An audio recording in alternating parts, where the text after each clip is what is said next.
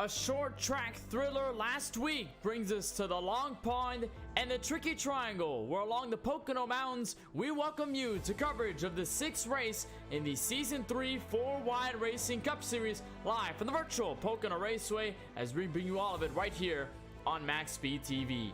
So happy to have you join us for our 6th round in this Season 3 campaign, where my name is Kenneth Bueno. Up atop this Long Pond racetrack here in the Pocono Mountains and Pocono Raceway, it has been a very wild season since the very beginning and the drop of the green flag at the Auto Club Speedway over on the other side of the country. But now we reach over to the 2.5-mile Tricky Triangle to see exactly which driver can take it over. It has been wild, a lot of cautions, a lot of green-white checkered attempts, a lot of different things happening each and every week, and so much to go through as we continue our coverage of the season. This is not the first time we reached Pocono Raceway. We have been here last season, so this is a returning track in the schedule, but it'll still be a very different challenge for each and every driver, and also for the new drivers that are going to be coming into the series as well, and some drivers that have already made an impression, much like guys like Colin Forster, Lance Hill, AJ Green, many others to know as well. Before we do that, we'll take a look overhead and see exactly where we are in the virtual world as we take a look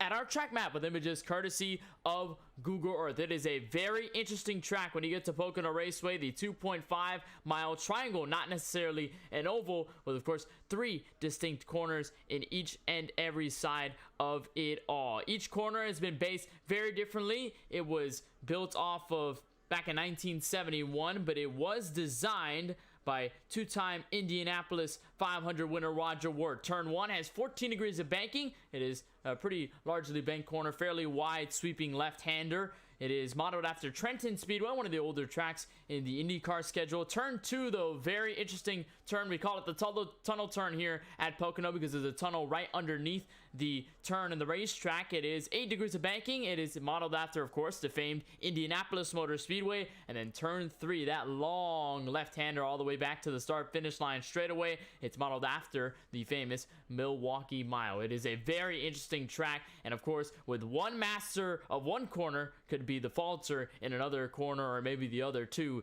is just so very different between each and every part of this racetrack. But this racetrack obviously brings a different challenge, and it brings another challenge into what has been a very interesting Season 3 4-Wide Racing schedule. We can take a look at the entire schedule up until this point. We've already reached to the first 6 races. We will have an off-week break after Pocono, so we will have 1 week to kind of relax ourselves before we get racing at the track Too Tough to Tame, the Darlington Raceway. We'll have our throwback race there. That'll be September 8th, so that'll be 2 weeks from now. But ultimately, it is the pretty much the statement tracks of Watkins Glen, Homestead, Miami for the Dash for Cash, Michigan, Talladega, the Charlotte Roval, and all the other tracks before you get back to Daytona on November 17th, before you cap off the regular season, head off for the round of 10 in the playoffs at Bristol, Texas, Nashville Super Speedway, which makes its first entrance into the schedule, Talladega, and of course the Championship 5, which was changed from Kansas last season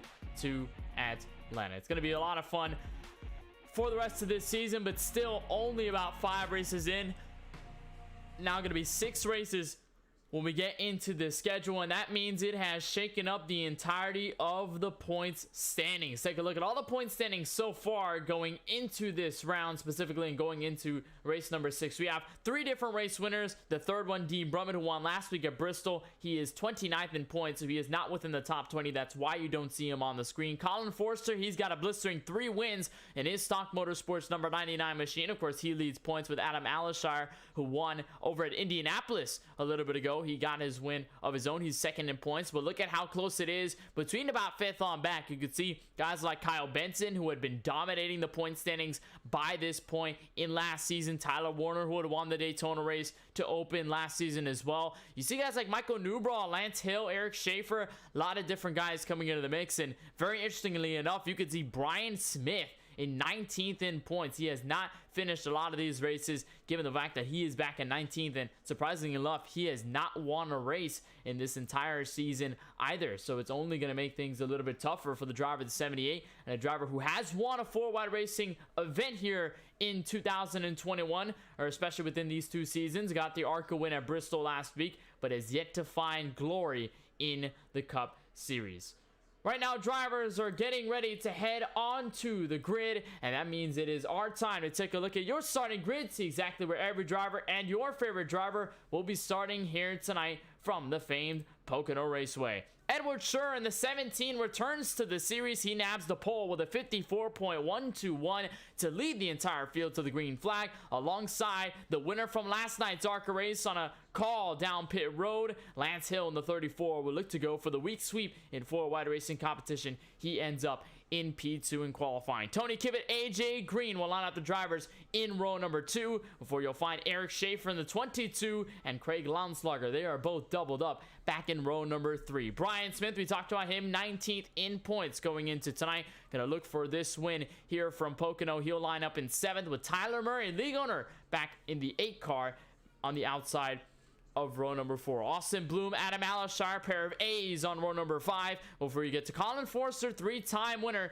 and CJ Munier all the way back to P number 12. Jesse Priest, Ken MacArthur back to 14th in row number 7. Cody Kinsey, Chuck Munier will line themselves in row number 8 back to 16th. Michael Woolley, Curtis Kelly will be back to P17 and P18 in row number 9. Christopher Buds making his very first start in 4-wide racing competition. Good to see him. He will have a lot of work to do though from 19th. Christopher Bishop will exit out of the end of the top 20. Ant Wright will be back in 21st. Brian E. Wright will be on his outside, a pair of Wrights in row number 11. Brandon Banks, Jovi Ray back to row number 12. Brandon Banks and the drivers behind did not take time in qualifying. Tyler Warner, Nicholas Suzuki will be row 13. Michael Newbraw, Bradley Jacob Dunson in the 36 back to row 14 with Ricky Rosner. Pete Bruni back to the 30th. And our final driver in the grid, 31st, is the 9 of Brandon Gillis. There's a stacked field here at the Pocono Raceways. You see everybody line up behind the iRacing official pace car. It's 90 laps here from Pocono, about 30 laps longer than the ARCA race that we had last night, so we will feature a lot more racing. Telemetry says we'll go about an hour and a half if we go green all the way to the end, although we did have lots of yellows to play that ARCA race. We'll see if it's the same story coming in here from Pocono. Take a look overhead at the weather. It is a temperature of 79 degrees, rather warm summer day here in Pennsylvania, but the track temperature remains at triple digits. It's about the 3rd straight time we have had track temperatures within the over 100 degree range. We had a day race at Bristol last week. It's a day race here at Pocono, 106 degrees on the track. Winds a little bit stronger back to the northwest at 8 miles per hour. It is a mostly cloudy day here in Pennsylvania. You can see the clouds overhead, so won't be too bad on the track temperature. Maybe a little bit cooler than if it were full sun on the racetrack. However, we'll bring a challenge to each and every competitor here tonight.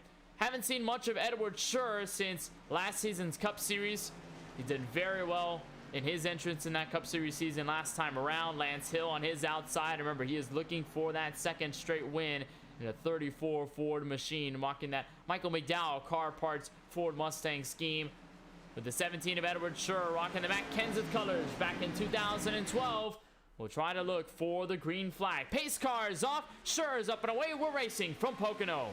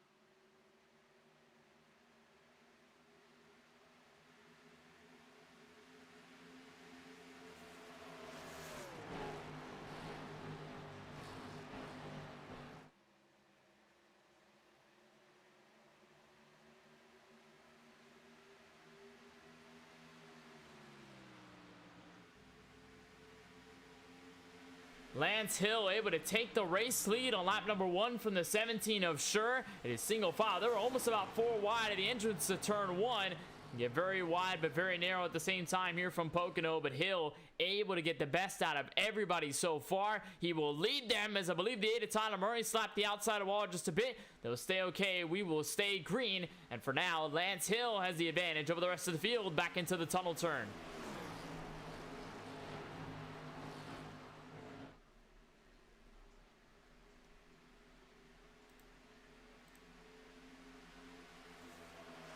can see right there Lance Hill, and talked about him, of course, as the winner last time we visited Pocono Raceway, which was last night. It was a very interesting one all the way to the end. Hill was all the way second for most of the evening before he was able to make a final pit stop to get ahead of everybody else. Had the fastest time of each and every person on the track. He was able to take the lead. He was able to take his first full wide racing victory as Edward Schur continues to tail behind. Draft is very large on these NASCAR Cup Series machines, especially with these high downforce packages that we do have on these cars. So of course we'll see everybody mostly single file and stuck within the draft for the most part before we can get some kind of separation. You can see that 17, he is hounding on the rear end of the 34. Kind of separate a little bit through the tunnel turn. Better run out from Lance Hill. It's going to allow AJ Green to move to the inside. Maybe Craig Lownslugger will take a 2-for-1. Probably also go for the inside as well. So for your pole sitter, ensure not as strong as expected. Now he's under fire from the 48. A little bit of loose goes the 48 machine for Stock Motorsports. He's going to be okay. Slip back into third. And they will remain single file. Lownslugger a little bit falling behind as everybody looks to go for position. A bit of side-by-side action. That is Colin Forster and Eric Schaefer back in the 22 machine underneath the 99. Forster, as mentioned, 3-time winner this season, was on a streak of 3 wins in a row before it finally got snapped in Indianapolis with Adam Alashar taking the victory. However, it was a Stock Motorsports dominance in the first 4 races up until Dean Brummett finally got the race win last week and broke that streak. As you see Adam Alashar, teammate of Forster right in front of him, he was trying to work on the 78 of Brian M. Smith, but to no avail. They will remain single file. And you'll see this for the most part. Well, everybody's here at Pocono. This track is very technical. Some say it can race like a road course, especially even with these NASCAR Cup Series and the stock cars. You really have to treat it like a very different road course. You have to treat it very tactically. You have to treat it very technically. And you really have to be on your marks, on your toes each and every corner, because you can't really lag back, because if you do, could make a mistake, could end up in the wrong place. You don't really want to be on the outside wall or maybe crashing here at Pocono, especially with the points on the line. There's Smith right now trying to work on the 27 of Austin Bloom. And Smith in a new car this weekend, a Yellowstone Chevrolet Camaro. We don't usually see him running the bow tie in 4-wide racing competition. Usually accustomed to running the Furniture Rose 78 Toyota Camry that we were used to seeing back in 2017. See him hit the inside of Austin Bloom with a 27 back to turn 3. Usually runs the Martin Truex colors, but has decided to make a change and a paint scheme change as well going into the Pocono Mountains. He's going to use some of the bow tie to his advantage as a 4 of Alashar struck the outside wall. There's a crash right behind them and a big hit to the inside wall for the 22 of Eric Schaefer in big trouble off the final corner. And he's going to lose a bunch of spots.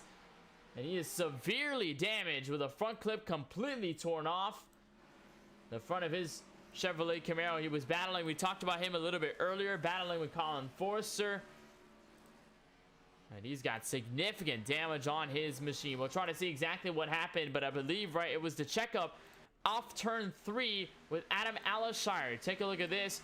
As the 22 runs, he split the middle between Colin Forster, so was able to make that pass. But ultimately, it was a slap out of turn 3 that made things worse for the 22. Watch this as he comes off the final corner.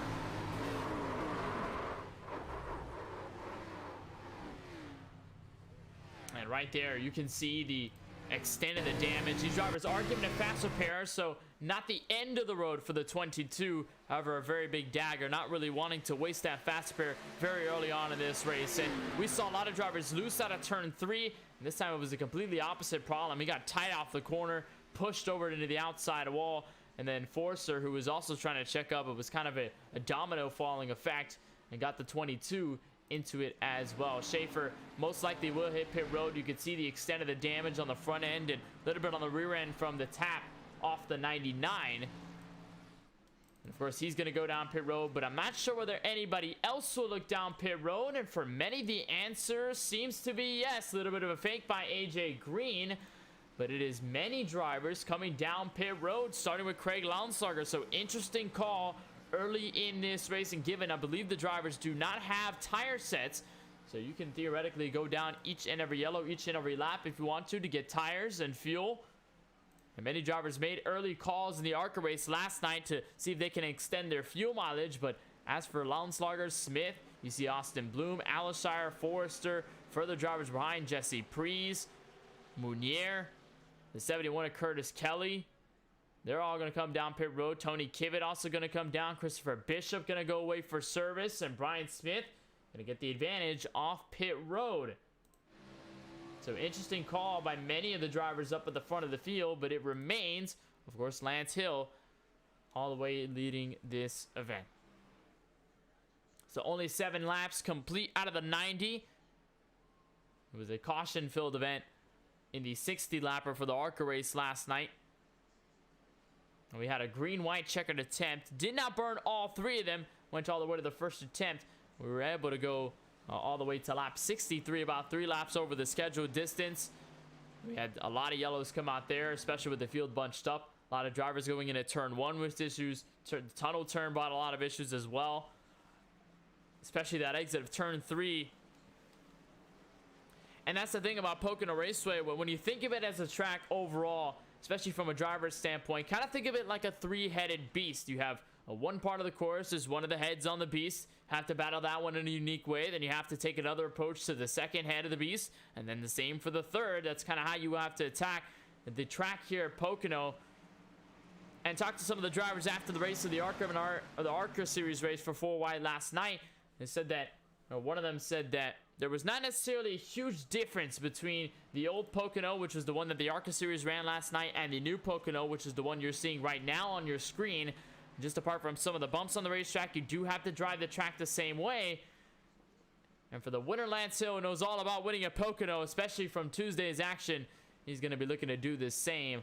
Though still rather a long way to go. He's going to line up on the inside of row 1. He'll be leading us back to green flag action. Pole sitter Edward Scher going to make the swap on the outside lane of your first row. AJ Green, Tyler Murray, we back to 3rd and 4th. CJ Munier will currently line up your top 5 in his 25 Chevrolet machine. Let's saw a little bit of struggles out of CJ Munier. Was able to rally back after an incident on the opening lap of the Pocono race last night.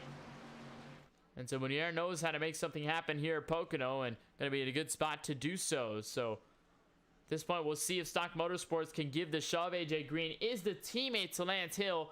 So ultimately, it could help their chances. And Lance Hill can continue to lead this race. He's led pretty much every single lap since the drop of the green, as Edward Scher kind of fell back. And he's going to be able to be back in second. Going to have help from Tyler Murray on the outside of row number 2. And everybody's going to be lining up, just waiting for the green flag as of right now. So it was an interesting handful of laps. Interesting opening incident with the 22 of Eric Schaefer. It was a single car one. So as of right now, nobody else has been put under the reins of the, or under the lead lap rather. Christopher Buds was the only driver, I believe, not to make the grid. So he's already 1 lap down. I believe he's going to be out of this race. As for Eric Schaefer, he did burn up the faster pair, so he is currently the only driver right now who did utilize a faster pair tonight. And ultimately, we'll see how the 22 will do. He's mired back all the way at the tail end of this field right now. Pace car going to hit pit road once more, and a big shove by the 48 of AJ Green to Lance Hill. And we are back racing from Pocono as the 34 tries to lead them back into turn 1.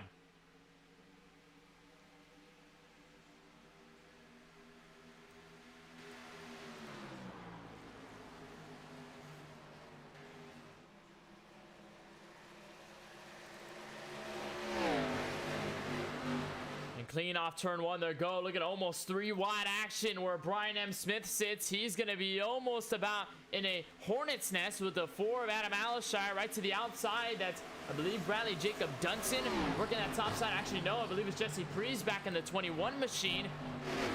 Everybody squirming off turn 2 in the tunnel turn. Looking for every bit of advantage. Some drivers side by side. You can see there Smith underneath Prees in his Chevrolet Camaro looking for that position. And everybody's scrambling. Look at MacArthur swing way up the racetrack, almost getting to the outside wall. And the field will try to swerve out of turn 3. Come back to the front straightaway as Lance Hill continues to lead. Bit of bobbling out of the top 5. Saw a little bit out of, I believe, the 8 of Tyler Murray. Saw the 5 of Joey Ray. His Nation Guard Chevrolet kind of got a little bit out of shape coming out of the first corner. And right now, you can see a battle right now for second. There goes the 17 of Scher to the inside of the 48.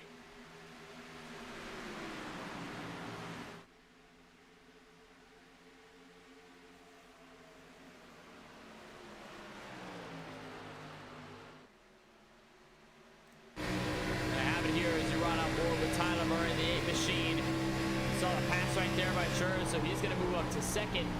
It's about half a second between himself and the race leader. Seeming enough, that may end up pretty much falling into dissipation.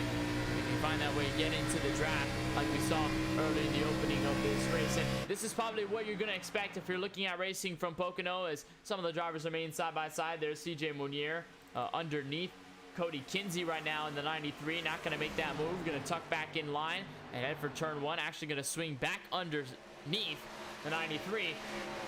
But we're going to see this happen at Pocono. Of course, the draft package will allow these drivers to stay single file for the most part, but it's ultimately going to be the long runs that pretty much separate the best of the best and separate the men from the boys at this stage. As you can see, Brian Smith about going 3 wide with Dunson underneath, about tagged the apron and almost got a bit loose as he tucks back in behind the 27 of Austin Bloom. But we're going to see everybody start to fade in away, and that's what we saw in the ARCA series last night. Not too many green flag runs, but ultimately when you did get the green flag runs, the field will start to separate themselves away. The gaps will start to become more pronounced, and then at that point, you can pretty much differentiate who's going to be the dominant driver out of the entire night. We saw AJ Green, who had taken the pole. He got wrecked in the tunnel turn in a collection with Jovi Ray last night, but ultimately he was the pole sitter. He had led a good amount of laps up until his incident. But then it was Charlie Harcum, a newcomer to the ARCA series. He led the most laps from then on, but was not able to win the race in that green-white checkered attempt, especially with that switcheroo off pit road, where Hill was able to take advantage.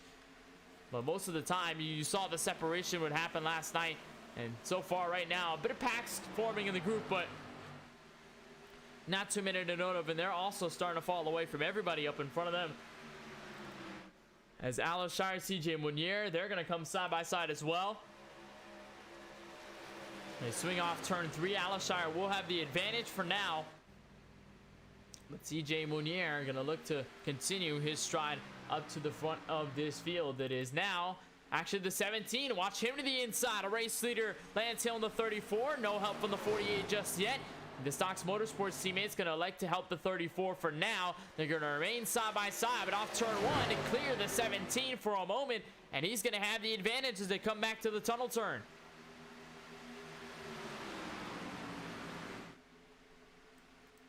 There's a shake up there, a fall off from the 17. 34 is going to retain the race lead. That's only going to invite the drivers of Jovi Ray and Tyler Murray to come back into this mix. They're right on board with the 17. Still trying to find some sort of leeway up to the front of this field, and take a moment to see how a lap is here at the Pocono Raceway.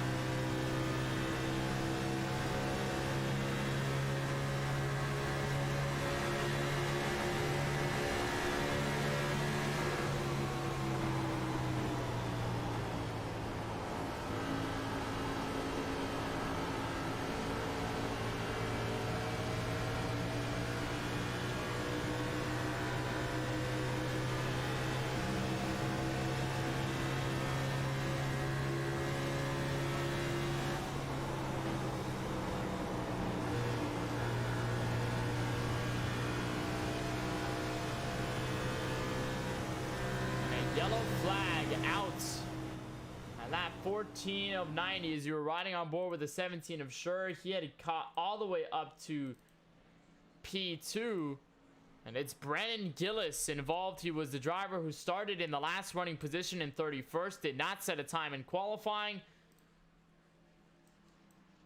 And for Brandon Gillis, it has only gotten rougher with some major damage on the front end of his Ford Mustang.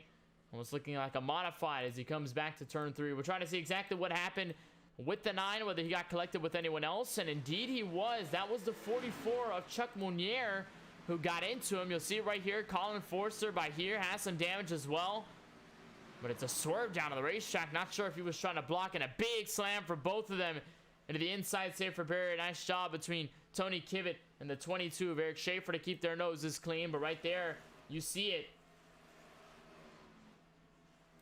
Just a collection into the corner. See with the 44, I believe he comes down the racetrack, I believe in an attempt to pass the 36 of Dunson, but ultimately does not know that the 9 was there and that he was not clear and got directly into the 9 machine of Gillis. Unfortunately for both of them, they're going to have major damage, although Gillis is going to have a repair down pit road.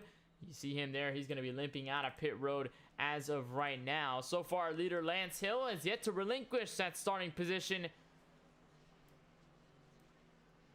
And he has yet to also make a move down pit road like many of the other drivers. So far, the only driver I believe right now that is good on the strategy that was different on the opening yellow is this driver right here, the 4 of Adam Alshire. He's the leader right now in that second group that has fresh tires and has more fuel equipped on their race cars. And I figure either they may have the alternate stretch to stay out on pit road. Alshire will stay out for the moment, but everybody else will come in. So a first round of green flag, or yellow flag rather, pit stops for many of the leaders. And our second stops for many of the other guys between the midfields as the 34 hits here for service.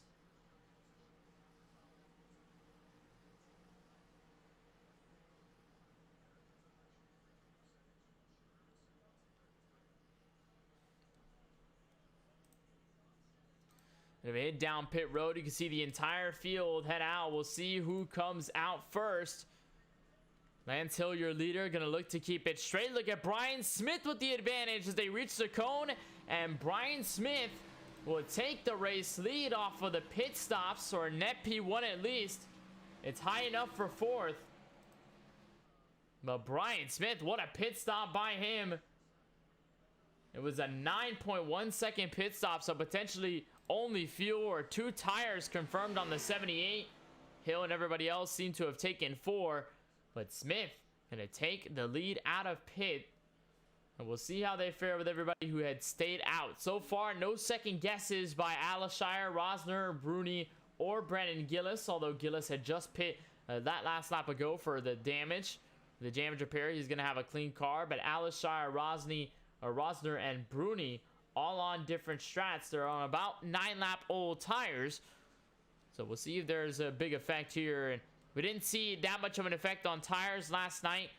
Given the amount of yellows that came out, it was an even out between the drivers on the new tires and the drivers on the old tires. But considering we've seen some solid green flag racing already, we could be in for maybe a change of hands here between the tire game. And we may end up seeing guys like Smith, Hill, Green, and the rest of the guys behind to take advantage. As of now, Alshire will not go down pit road, so this is a confirmed move. As a 75 Vizzuti, his Ford Mustang gonna slip down pit road.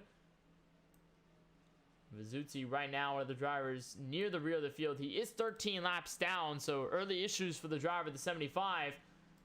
He's gonna come down pit road for some of that service. I believe Christopher Buds has made it out onto the racetrack. Talked about him a little bit earlier as a driver who did not start this race. You see him there, the 51 machine is Jeg's car.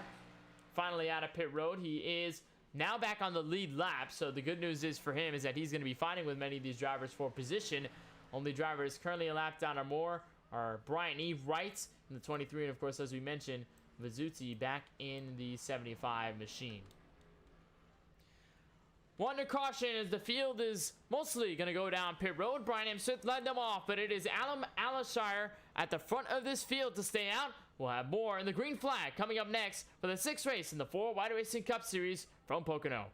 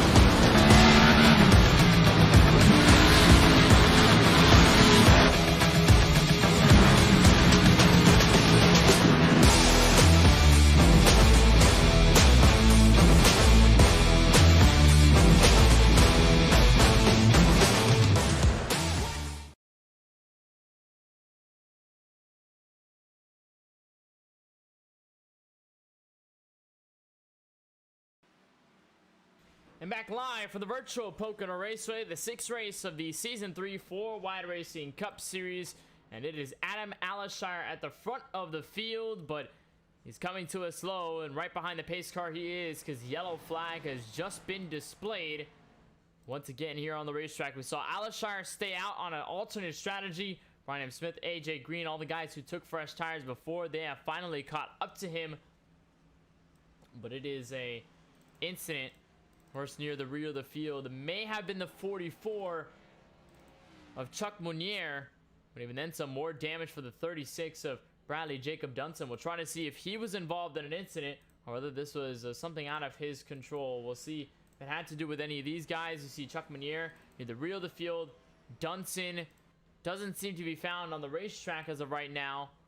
And as of the yellow flag being displayed, Dunson does not seem to be there in trouble whatsoever. So actually there it is, Dunson in trouble right there on the back straightaway. So it's there where he gets into this issue.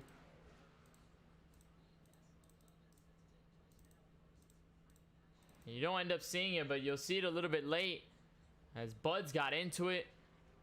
The 36 of Dunson gets collected. Him and the, I believe, another machine there. It was a Toyota Camry. I believe it was Brian Wright got into it.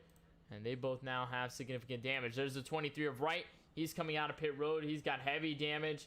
Wright one lap down on the racetrack. There's Dunson getting service on pit road for his extensive damage. And we're going to remain under the yellow flag for, once again, another time. So a couple yellows to string us off. If you want to know where former race leader Lance Hill is, he's right behind there. The 43 of Ricky Rosner. He's back in P number 8. With second or pole sitter Edward Schur in the 17.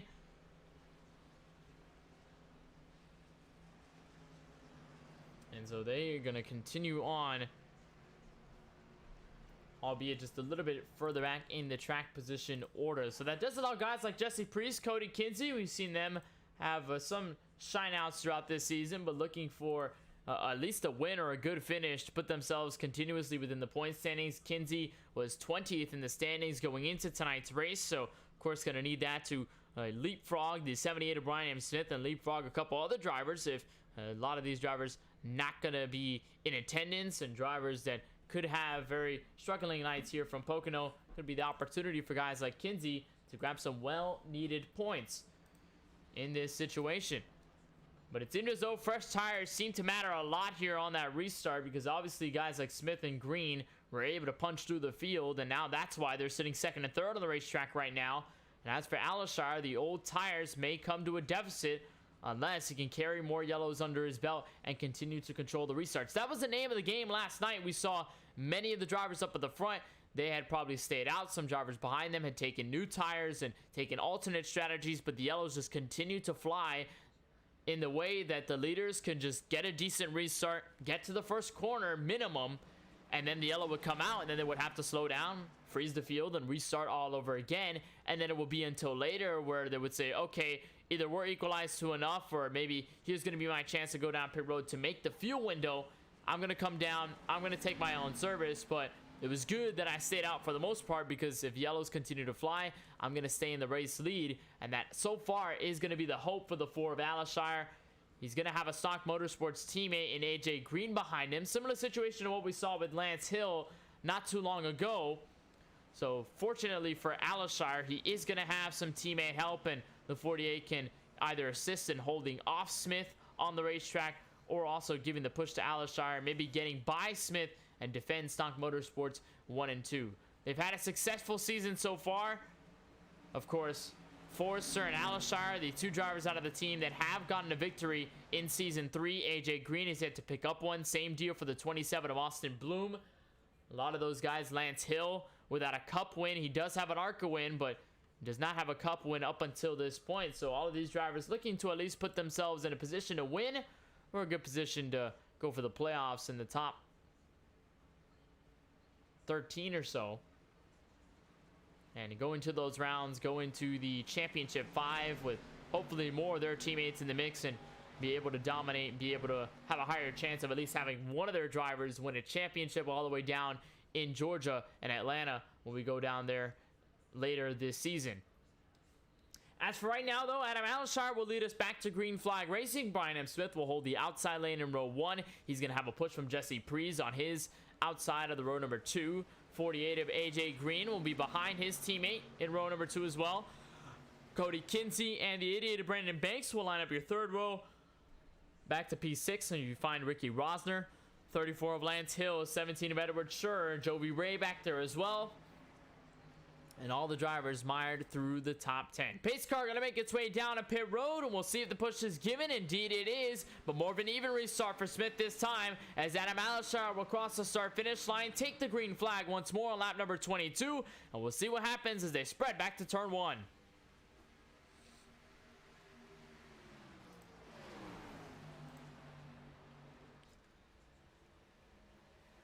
So far, a good start for Alshire off the exit of the first corner. A little bit of leeway there for the 48 of AJ Green, and indeed, he is going to control second. He does slip in front of the 78 of Smith as they come back to the tunnel turn. Bit of a shove by the 78 that time by. They're going to stay mostly clear, mostly packed into single file. Jesse Prees tries to make a move up top. He's going to be under fire from the 34. And here comes Smith trying to bully his way through the 48, but just can't quite yet find the space. He's going to enter to turn 3 with a head of steam. We'll see if he can make that outside line work. Almost about going to get there. And they run on board with Smith. Absolutely nowhere to go yet. His top 2 still filed in, the 4 and the 48.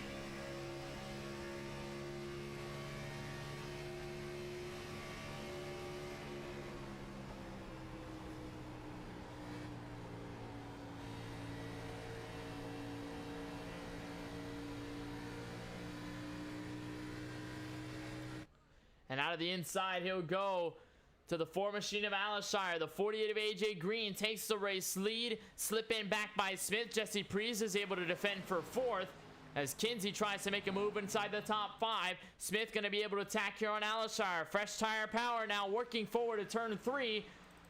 And for Smith, he's going to have the advantage into the long sweeping corner all the way back to the front straightaway, but AJ Green gonna lead this lap. Lance Hill now gonna look underneath the 4 of Alshire.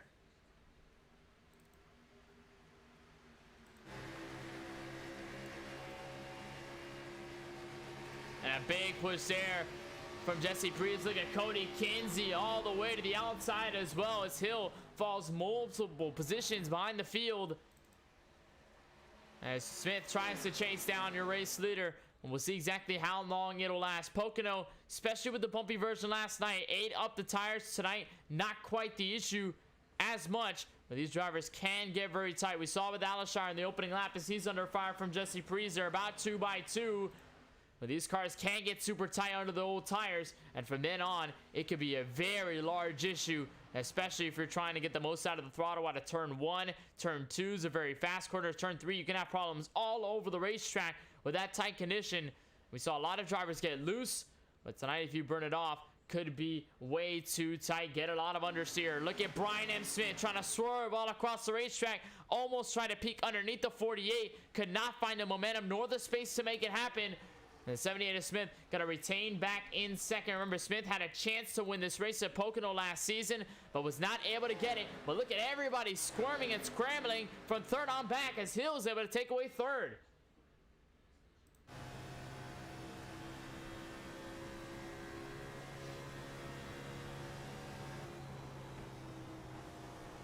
Look at Lance Hill back to turn 2. He's going to have a lot of space to Alshire, and for Alshire, it is starting to drop the anchor. That boat is.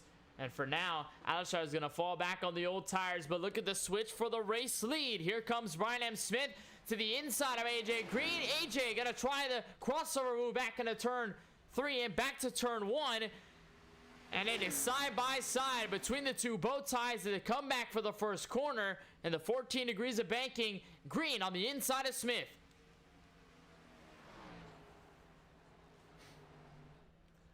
And it's just so tough to gather the momentum on either lane here from Pocono. You go see way wide goes Smith, but not enough momentum for the 48 to even grasp the speed and get around Brian M. Smith in the 78. And so far, AJ Green able to hold on for second, but not enough to capture to the race lead. Lance Hill has cleared himself for third. Adam Alashire has moved back to P4, and under heavy fire, here comes Edward Schur, the 17 machine. He's going to look to the inside of Cody Kinsey, this time in a turn 3. Remember, now it is a scramble to see who can muster the rest of the top 5. But as for the race leaders, it is still Smith, Green, and Hill off the exit of turn 3.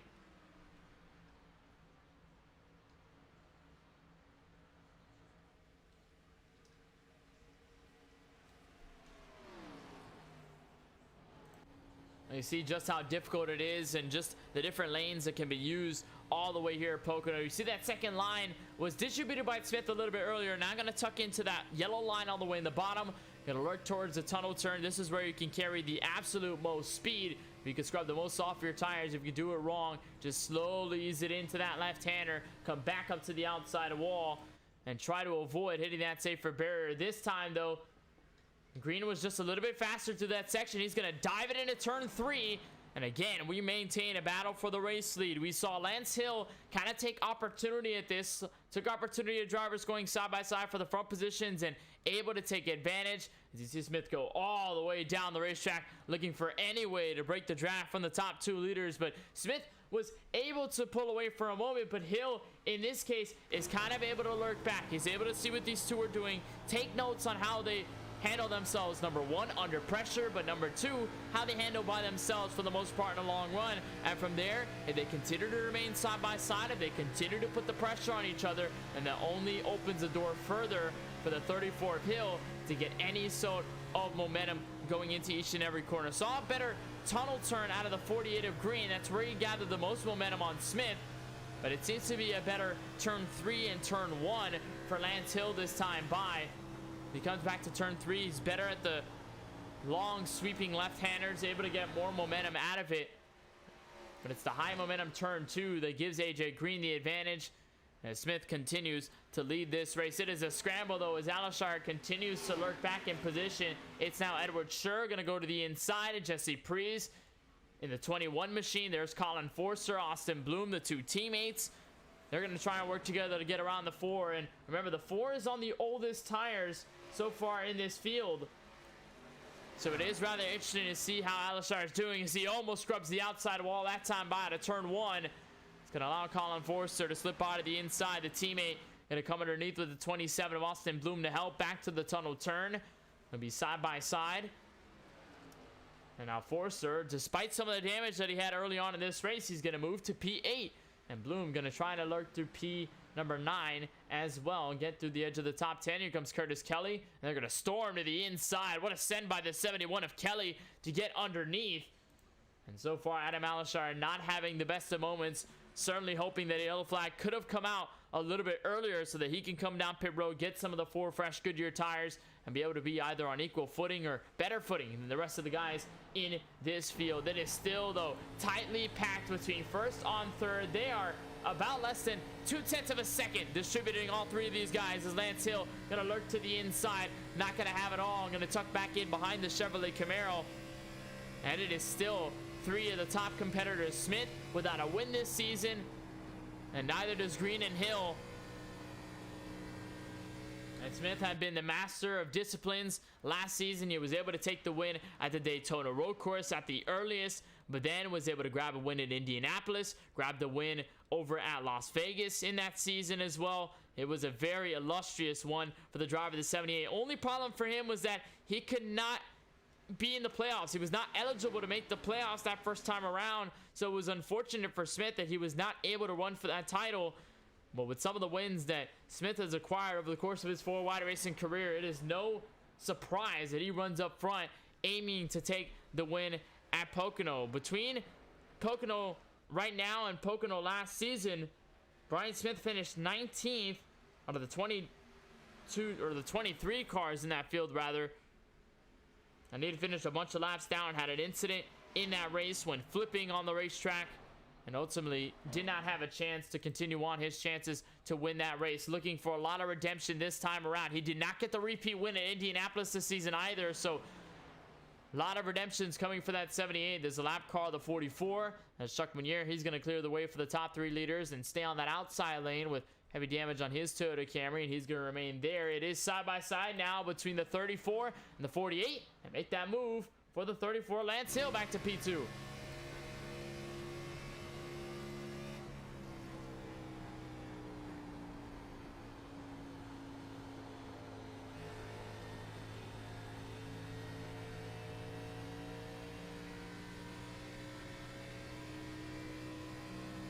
You could see off the front bumper of the 48 just kind of hounding on these top two guys, and that has allowed Cody Kinsey to kind of separate himself amongst the fifth on back group, and he's now able to kind of watch what the top three are doing.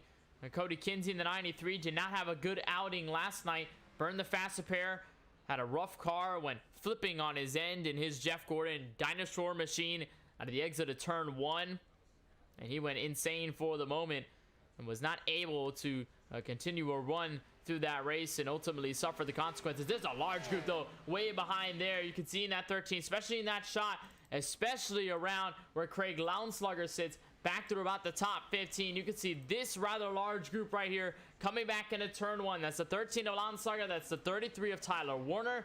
There's Joby Way tucked in there behind, and then of course Adam Alashire, who we saw dropping positions since that restart. And now Werner's going to come to the inside. They were about 2x2 for a moment off turn 3, but they're going to end themselves simmer down single file. And the help's going to come with the 13 to the 4, so he'll stay clear. But these are all 4 points positions. There are no stages in this series, so of course, no need to worry about trying to put yourself in the top 10 by a certain moment in the race. You just have to get there by the end. That's going to be the main concern, and with that concern is going to come strategy. We're going to see drivers ultimately go down pit road. We saw the fuel window for the ARCA series cars go about 30 to 35 laps, and we should expect the same with the 75% fuel usage that these Cup cars are going to handle here tonight. And the ones that they've been handling through most of this season, they can go about 35 to 40 laps on their stint before they officially run out. So by the end of this race, if it stays green, which it doesn't, then we will have strategy play in. But caution comes out once again. Field will slow down behind the 78 of Brian M. Smith. We'll see what the issue might have been. It could have been between the 48 of Chuck Mounier, maybe the 43 of Ricky Rosner. See him all the way laid back in the field. It could be an issue for the driver of the 43. We're trying to see who is exactly involved in this one. And it doesn't seem to be the 43 machine.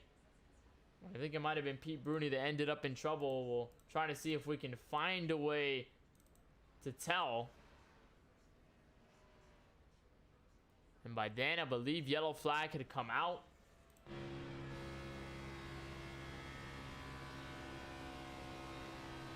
You're right on board there with the 44. Not sure whether he was collected. I don't believe it was him involved.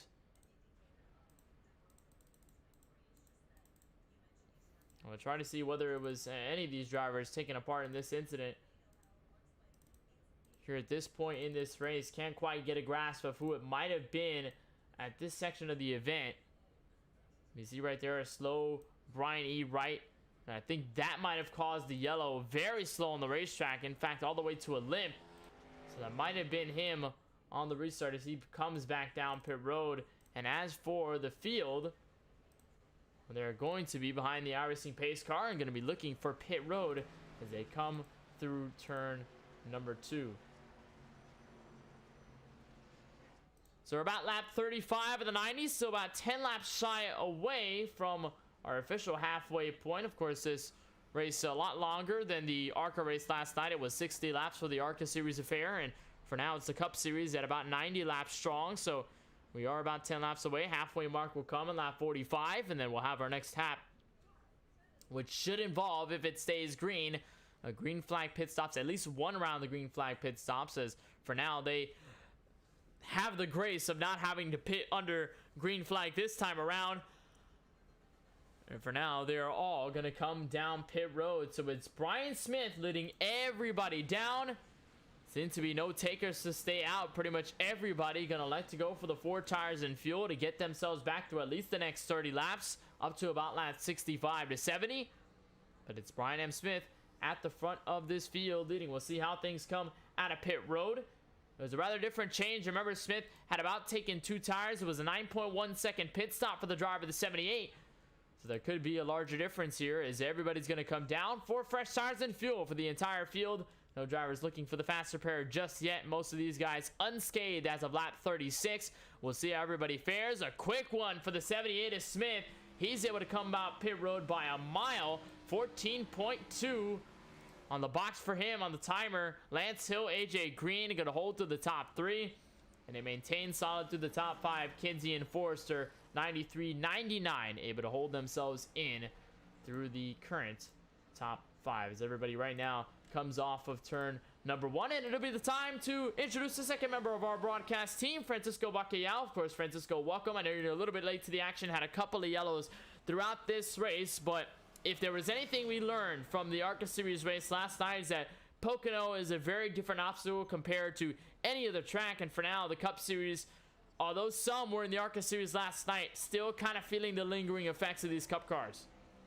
Happy to be here. Better late than never. And it seems as though that tonight has been a different contrast to what we saw in yesterday's race. On top of that, the main reason has been the different surface that we have at this Pocono Raceway. Obviously, at the visual level, you can see that it's much darker. It's newer pavement from 2012 when this track was resurfaced. And you can just tell that it's very different in what we saw yesterday. You also couple that with the Cup car package that we have compared to the ARC Menards aero package we have. These cars can push a lot easier than what we saw yesterday's race. And on top of that, we also see that the aero model is different. It's going to be very tight, especially on these restarts, and it's going to be very difficult to try and find the clean air. Turn 1, you can probably take a couple different lines and see if you can run a little bit higher up on the racetrack and create some runs. But on this front straightaway, the draft is going to be so critical, and the exit of turn 3 is probably the most important, as we see Brian M. Smith going to choose the outside lane for this restart, and we might see that most of this night. And for Brian M. Smith, it's been the sight of the front of the field with Lance Hill. Lance Hill took the lead off of the first lap with the 17 of Sure. And the winner from last night, going to be the inside of row number 1. We have not been surprised to see Smith take this outside line many times as he's in the race lead. He's been able to comfortably control the rest of the field. Hasn't necessarily been a major issue for Smith for last season's competition and for this season's competition alike. We'll see how things fare as he'll come off the wide sweeping turn 3. And for many, it's a small distance between pace car leaving to pit road and, of course, the green flag actually coming out on the racetrack before you get to the start-finish line here down the long, wide straightaway here from Pocono. So it'll be Smith, Hill on row number 1. Cody Kinsey, a nice pickup. He will be in P number 4 with AJ Green underneath him in P3. Then it's the Stock Motorsports group of Colin Forster and Austin Bloom back to the top 6. Tyler Murray, Edward Scher will line up through 8th. It's 9th place for Jesse Prees, and for 10th, it's the 13 of Craig Lonslager. Saw a lot of those guys, especially through the midfield, take advantage of the older tires on Adam Alishire's car, and they were able to make a large pack of their own. And it seems as though Smith is going to kind of lay back on this restart, laying for the pace car, waiting for it to come down pit road. They're going to double up once more. Pace car going to make the sharp left down to the safety in the pit entrance. And it's the 78 of Brian M. Smith, once again, leading us back from Pocono. And a good launch from him. The teammates on that inside line, nose to tail, no passing between them. But they got to try and work together here if they want to catch up to your race leader. You see Lance Hill, the winner of yesterday's race, gets cleared for that second spot, and now he's going to try and see if he can focus on the leader a little bit to the inside to get that clean air on the nose of his race car. He's going to have a teammate in Austin Bloom, or AJ Green, excuse me, behind him for that top 3 position. Everybody again going to remain single file. It's almost 3 wide where you find Adam Alishire. He's not going to make the move on Prees just yet as Werner holds that 3rd lane on the outside way up there in turn 2. They're going to remain okay as Kinsey will hold on for 4th. And it's AJ Green, Lance Hill, and Brian Smith still occupying the top 3. We saw them in a dead heat battle just before that yellow flag came out. And as of right now, it seems to be no different as Tyler Murray got way loose out of turn 3. He's going to be able to keep the race car straight, but what a save out of the driver of the 8.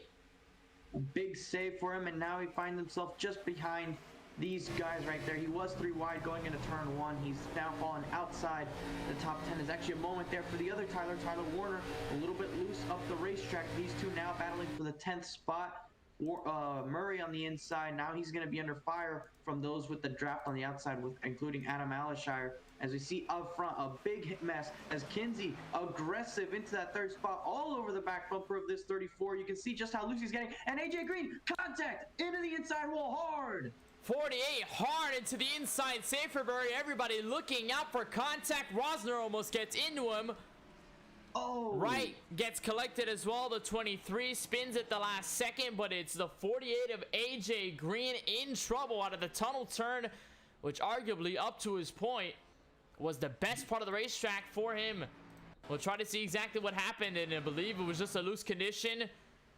Actually, no, it might have just been contact there between the two. He was fighting with the 17 of Sure, and Francisco, it gets very narrow through the tunnel turn. Of course, Pocono is known as a very wide track, but you're trying to get as much momentum out of this section as possible. And for the 48, he was trying to do just that, but all to the expense of the space between the outside wall and especially where the 17 was at. And you'll see it once more. 48 tries to carry the speed.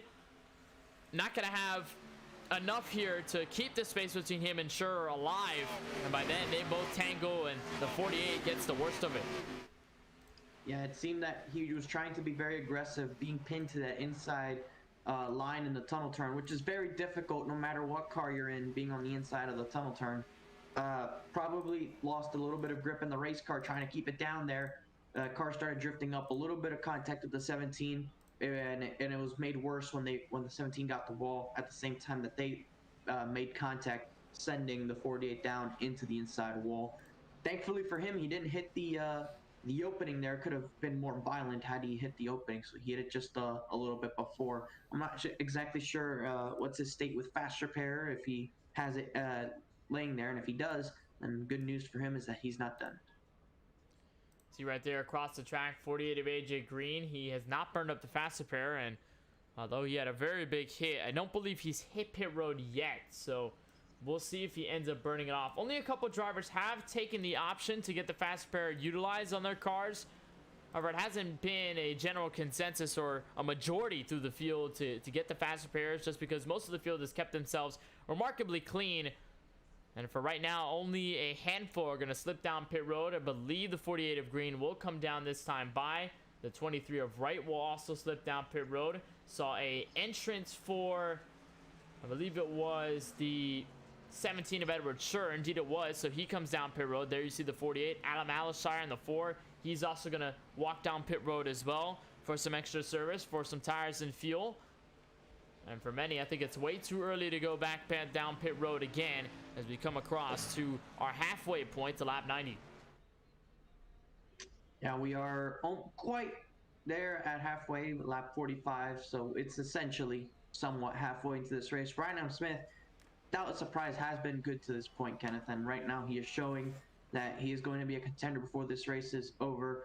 We saw the same thing last season in the caution mess that we saw in the middle portion of that particular race, though he had decided at that point to leave the race in spectacular fashion, I might add, going into turn 1 without lifting and hitting the outside wall and eventually flipping his race car. But right now in a similar spot out front, trying to see if he can win this race, and it would be his first win in the Cup Series this season, I believe, if he is able to get it done.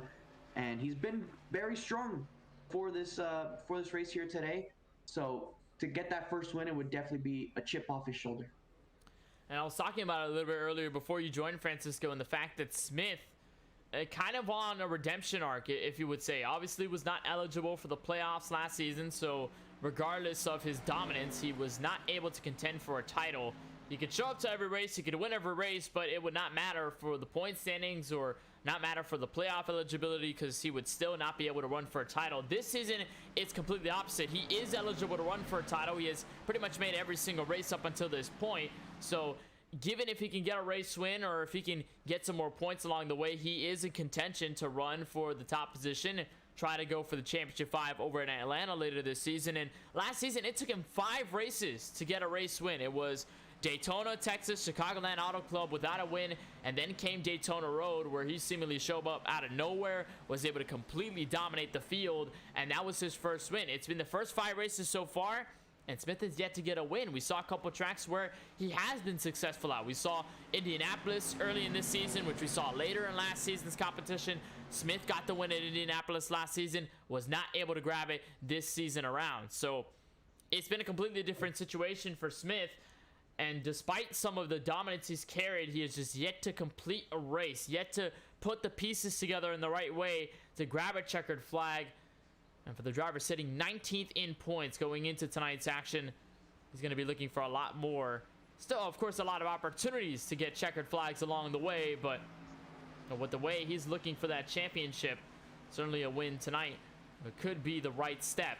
As he's going to line the outside of row 1. Lance Hill will remain in second. It is Austin Bloom going to switch to 4th with Cody Kinsey on his inside for 3rd. Craig Lounslager, Colin Forster will line up behind them. It's Tyler Warner, Jesse Priest, CJ Monier, and Ken MacArthur back to the top 10. Actually, Tyler Murray in the top 10, not the 97 of MacArthur. He's back to 11th, just a little bit behind these guys, and still with an opportunity to crank the top 10 if he desires. So off turn 3, we'll have everybody doubled up as a lap number 43 of 90, still about 2.5 laps away from our official halfway mark of tonight's Pocono 90 lapper. The 78 of Brian M. Smith comes off. He'll take the green flag, and he'll come off with a heavy advantage coming into turn 1. Immediately, Lance Hill moves up in front of his teammate, trying to see if he can get a little bit of draft. You see Kinsey aggressive, seeing if he can split those teammates up, but he's unable to get in front of the 34s. He's side by side with Bloom, and he's trying to bring Colin Forster with him. Those two stay side by side for the 3rd position, with Forster having to settle back down into the 5th position. But single file through the most part in this front of the field. You see a little bit double wide back there for 6th. Oh, there's contact. And there was contact right there between Priest and Murray. We'll see how Murray does. He slides up the racetrack, but not going to end up into the outside wall. Thankfully, he's going to be under fire from the 13. Most likely a pass will happen there back to the 3rd corner, but as of right now, everybody through about the top 6, all single file. But here comes Lance Hill. Big run out of turn 3 to the inside for the race. Side drafting the 78, trying to see if he can pull him back. Very aggressive, but look at the big run Cody Kinsey's going to get. Smith leaves the top open. They're going to be 3 wide, almost going into turn 1. Kinsey backs out of it. Hill dives the corner to the inside of Brian and Smith. 78 up the racetrack, put the 34 out. Can either of those two make a run here off the corner? It doesn't look like that's the case. Lance Hill, the race winner of yesterday's event, has found himself out front at the halfway point. And Smith had an abysmal turn 1. He got sent all the way up the racetrack and had no choice but to slow the car down and thankfully get it out of the outside wall. But Lance Hill, last night's winner, off of a pit stop, able to come on the race lead on the racetrack, and is now in position to pull away from the likes of Smith and the rest of them. Saw a big run by Cody Kinsey that last lap by, but he was not able to make anything of it. Had the help from the 27 of Bloom, but as of right now, they have strung themselves apart. Force are going to try to give the push to the 27, but ultimately Kinsey is going to try to build up this run on the drive of the 78 as we reach the official halfway mark here from Pocono. You're right on board with Kinsey. He's got a front row seat of the top 2 competitors. And with this aero model, kind of, it's going to be very difficult for the 34 to pull away, but it's almost as if you don't want to pull away. You want to stay just enough ahead of the guy to where he can't pass you, but enough to where you can disturb his air. And it's part of the mind games these guys try to play with one another. Usually, you want to try and build the gap. You don't want that guy drafting up to you and try to pass you. But if you're this far consistently ahead of the 78 and you just run the same line as he does, that is going to hurt the 78's tires a lot. And as this run goes, you'll naturally start to pull away because of the tire wear difference. So we'll see what those two are able to do as this race goes. You see them snaking on this front straightaway, and it's really only the top 2 because look how good and in line everybody else is. They're able to try and get a run here. And Kinsey might be trying to challenge the 78 for a second if he's not careful. Smith looks to the inside, can't quite get there. It's a wide arc here by the 34. You can see the wide difference in that first corner between guys like Hill and guys like Smith, how they approach that banked area on the racetrack. You saw the 34 try to arc it, swung up high, and then tries to slowly reach himself down low to the yellow line so he can get the maximum exit going to the long pond straightaway. But then it's the 78. He tries to kind of stay hugged all the way to that yellow line. What a push by the 93 of Kinsey, and the 78 absolutely bobbles out of the tunnel turn. He's gonna be okay, but that could have easily caused a disaster in the same place we saw the last yellow come from. It seemed that though he lost the race car in the middle of the corner, and there you see Bloom, a little bit of contact to the outside wall. He moves down to the inside for safety. He keeps it going. The 78 looks like he may have gotten the wall back into, got a little bit tight back in turn 2, had to lift out of the gas, and that allowed everybody behind him to get a big run, but it was at the worst spot. So they all had to check up for one another there, and that really hurt the 78. But the good thing for him is he can't. Look at this. He's got a big run off of turn 1, and he's trying to go back for the lead. Smith back to the inside in turn 1, back to the tunnel turn he goes, and reverting back to the race lead goes Brian M. Smith. Textbook move out of the first corner. 34 of Hill gonna try to retaliate this time by, we're gonna hit the reset button and lay low as of lap number 47. As we hit the halfway mark of tonight's race, I think that's our time to take a look at your race summary at the cross flags of this 90 lapper from Pocono. Of course, coming to the line, we come to 43 laps to go. Here, rather long race. After a handful of yellows, we have had 4 cautions total for 9 laps. We've had a total of 9 lead changes. A lot of them happening right here for the race lead on the track, but many of them happening down pit road, where we've seen many a change in the yellow flags, and of course the pit road sequences where drivers, of course, take the 4 tires, or in for Smith's case, take 2 tires on one occasion and go for the race lead. Didn't seem to hurt him all too much. But now that everybody's back on 4 tires, Francisco, makes things a lot easier. And if we continue to stay green, it's only going to show who's better at saving and who's at least better at being aggressive but falling off the long run. Yeah, and you never know when you're going to get the long runs, especially with a field like this. We have a pretty large field. I think probably one of the largest of the season. So when you have this many cars on the racetrack, it's very hard to tell just when will you get a good run. And speaking of good runs, a pretty solid run there off of the corner. You see Smith trying to shake him off on the straightaway, trying to see if he can break that draft. The 34 was able to keep up with them, but unable to make a move to the inside. And this is just the yo-yo effect we're going to see now with these two. You see Kinsey trying to make a dive back there, a little bit up the racetrack, goes to 78. So unless this 34 can back up to this 90, he probably will be struggling to try to make any sort of moves at the end of the straightaway. But that's really the only chance he's got to try and make a move, or hope for a mistake out of the 78, as that's how he lost the lead in the first place. Here's a look at the 17, Edward Scher. Talked about him as a later entrance into last season's competition in the 4-Wide Racing Cup Series. Did rather well, of course, with a different car, different paint scheme. Usually ran the 20, and it usually ran the bow tie emblem in the Chevrolet Camaro. But this time around, reverting to the Ford Mustang and the famous pink paint scheme that Matt Kenseth drove to victory lane back in the 2012 Fall Talladega race, in a very hectic ending where Tony Stewart practically ran up and over in middle of the field, and there was a huge one, at least on the entrance of turn 3 and turn 4, and Matt Kenseth was able to walk away with that win. That's exactly the scheme that Scher is tailing on to, and Scher, with the consistency that he's carried through last season, of course, looking forward tonight, was the pole sitter in this race, but has yet to find the pace to catch back up to the front of the field where he once was. And right now he's just outside this top 10, it seems, and he's kind of by himself. He's not exactly, or excuse me, he's actually in the 9th place. He is a little bit ahead of the group behind him, but unable to really be as fast as those ahead of him. He's probably at the edge of the point of draft.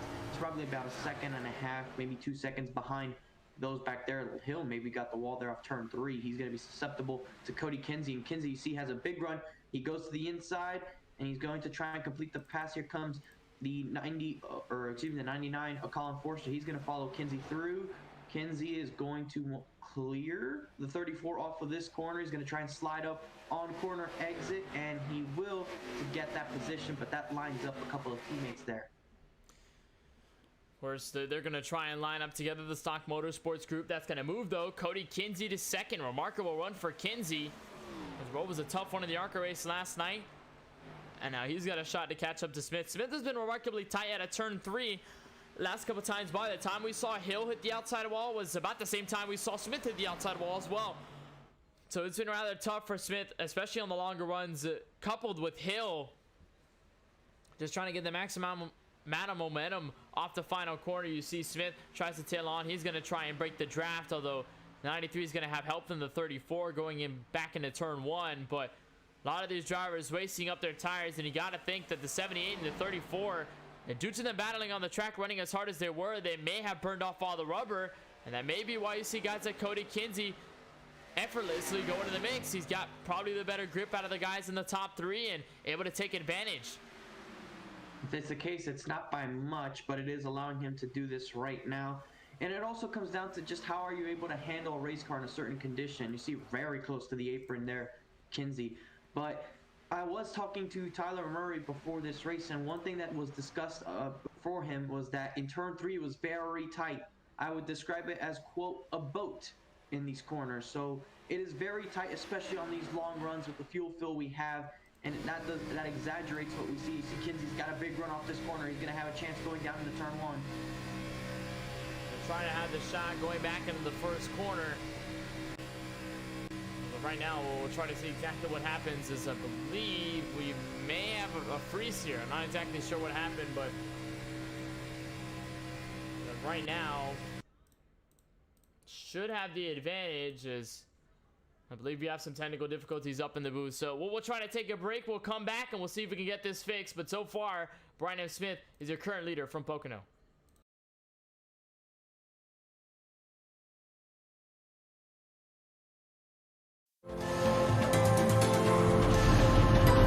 We've been waiting for this moment.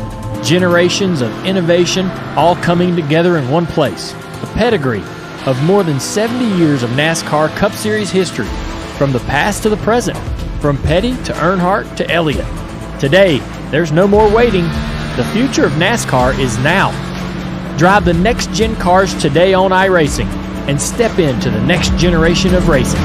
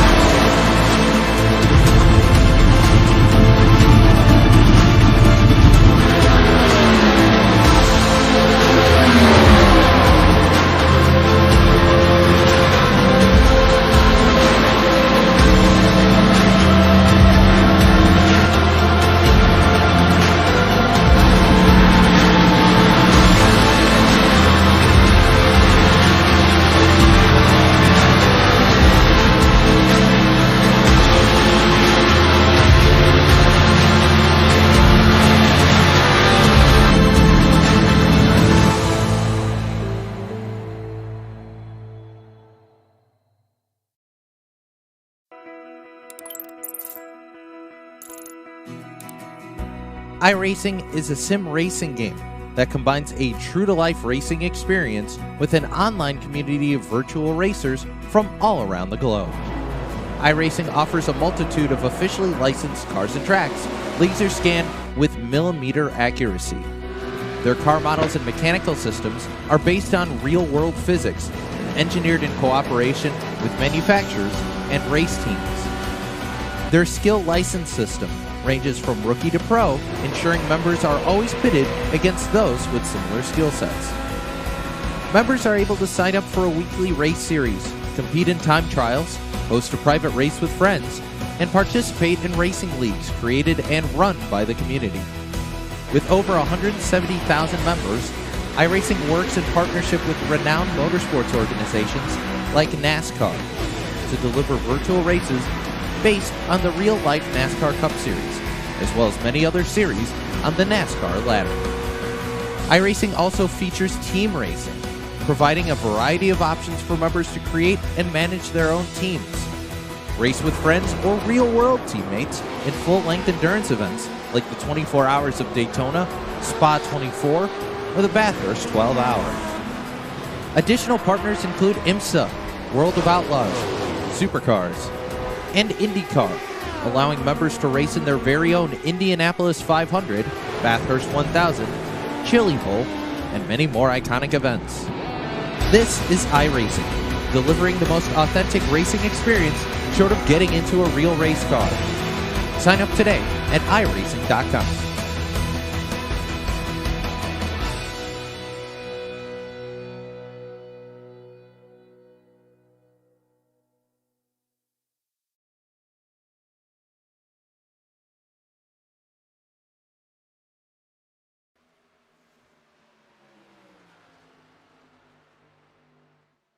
"57 laps completed, the 90 scheduled here for the sixth race of the Four Wide Racing Cup Series from Pocono. Apologies for some of the technical difficulties we had, but it is still Brian Smith up at the front of this field. It's Cody Kinsey to tag along for second, but a newcomer has placed himself to third. And you can see a very different looking car in that third place position. It's Craig Lounslauger in the 13.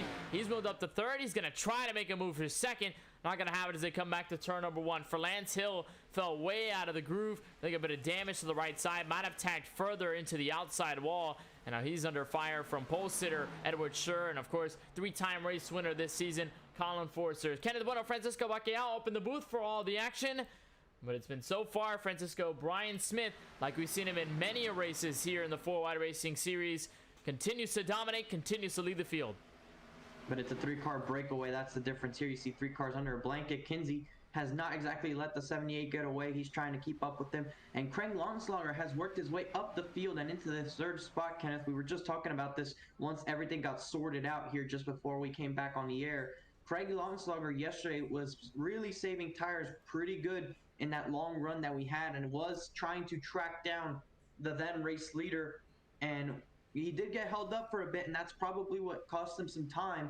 But right now, with plenty of time left in this race and a huge run, he is going to try and work with these two, and he's going to have big opportunities. Kinsey tries to make the move on Brian M. Smith to the inside. If they stay side by side off the corner, that's a big opportunity for him. Gonna get Lounslauger the opportunity, but Kinsey not enough run out of turn one to make it stick. And Kinsey's gonna fall back in. Lounslauger may have the run for the tunnel turn in turn two. Gonna about stuff his nose in. Not gonna fully commit to the pass. And again, he's gonna remain third. Gonna lose a lot of time out of that exchange though. And Kinsey gonna stay tucked in behind the 78. We kind of mentioned it a little bit under break, that the fact that Lounslauger last night, we learned that he was very good at the tire saving here. Pocono was able to maximize that to the fullest and was able to maintain a top three finish all the way at the end, even under the green-white checkered scenario that we had in the final laps of that event. So he was very well in the tire saving, but got to give credit to Cody Kinsey off of the rebound from the ARCA race as well. Went from flipping in turn one, and right now with 30 laps to go, a good chance to either win this race or keep himself tucked into the top three. Probably had a couple of cans of Rockstar Energy before this race. He's doing pretty good right now, Kenneth, in a top three position. And there we see back here another battle of three cars, but for the fourth position, we see Colin Forster, three-time race winner, Lance Hill, the winner of yesterday's race, and Edward Scherner has caught up to this group. So he has moved his way up through the field, and he's trying to find himself in a top five spot. A big check up there in front of him that's going to allow him to lose a little bit of ground. Now he's going to try and make it back up. But we see two groups of three top six positions, and then you go back up front right here, and Craig Lounslauger has gotten by Cody Kinsey for the second position. You see Brian M. Smith that much ahead, and if these two decide to squabble, that's going to allow the 78 to pull away. But you see right now, actually, Kinsey's going to push him on this front straightaway. Probably thinks the 13 is a little bit quicker than the leader, and they're going to try and work together to see if they can get ahead of him.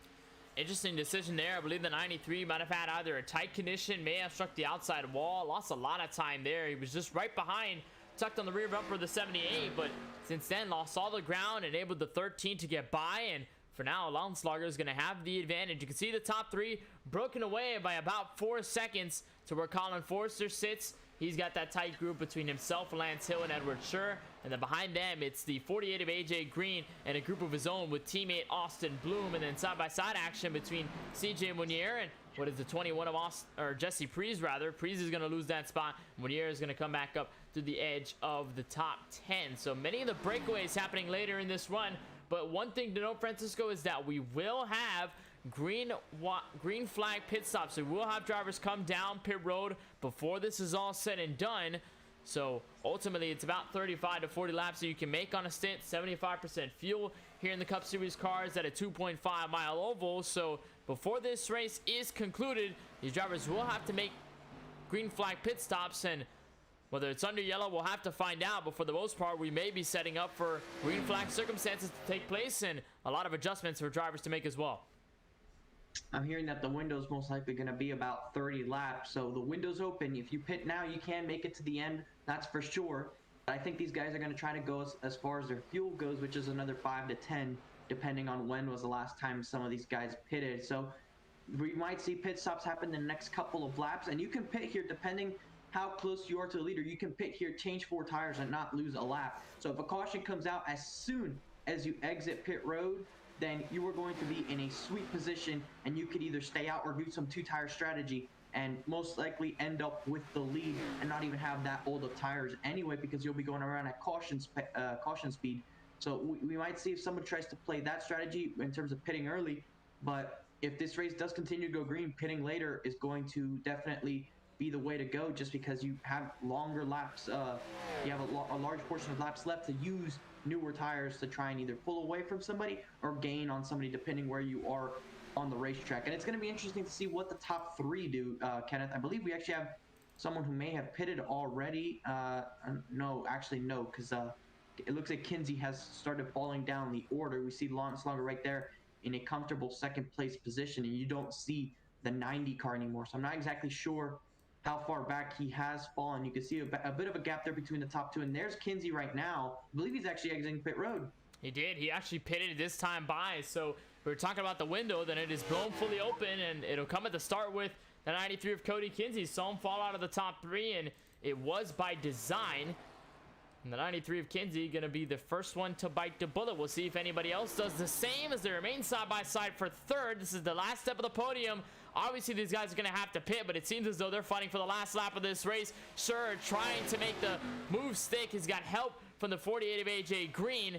They're going to stay tucked in single file, maybe noticing that they're going to go down pit road rather quickly or rather soon. Maybe all of them together in one bunch. But we'll just have to find out as they come back around to the start-finish line. As of right now, Smith and Lonslonger are going to round up turn 3. And we'll see if either of them are going to take a trip down to the pit stall. As for Smith, the answer so far seems to be no. For Lonslonger, it's going to be yes.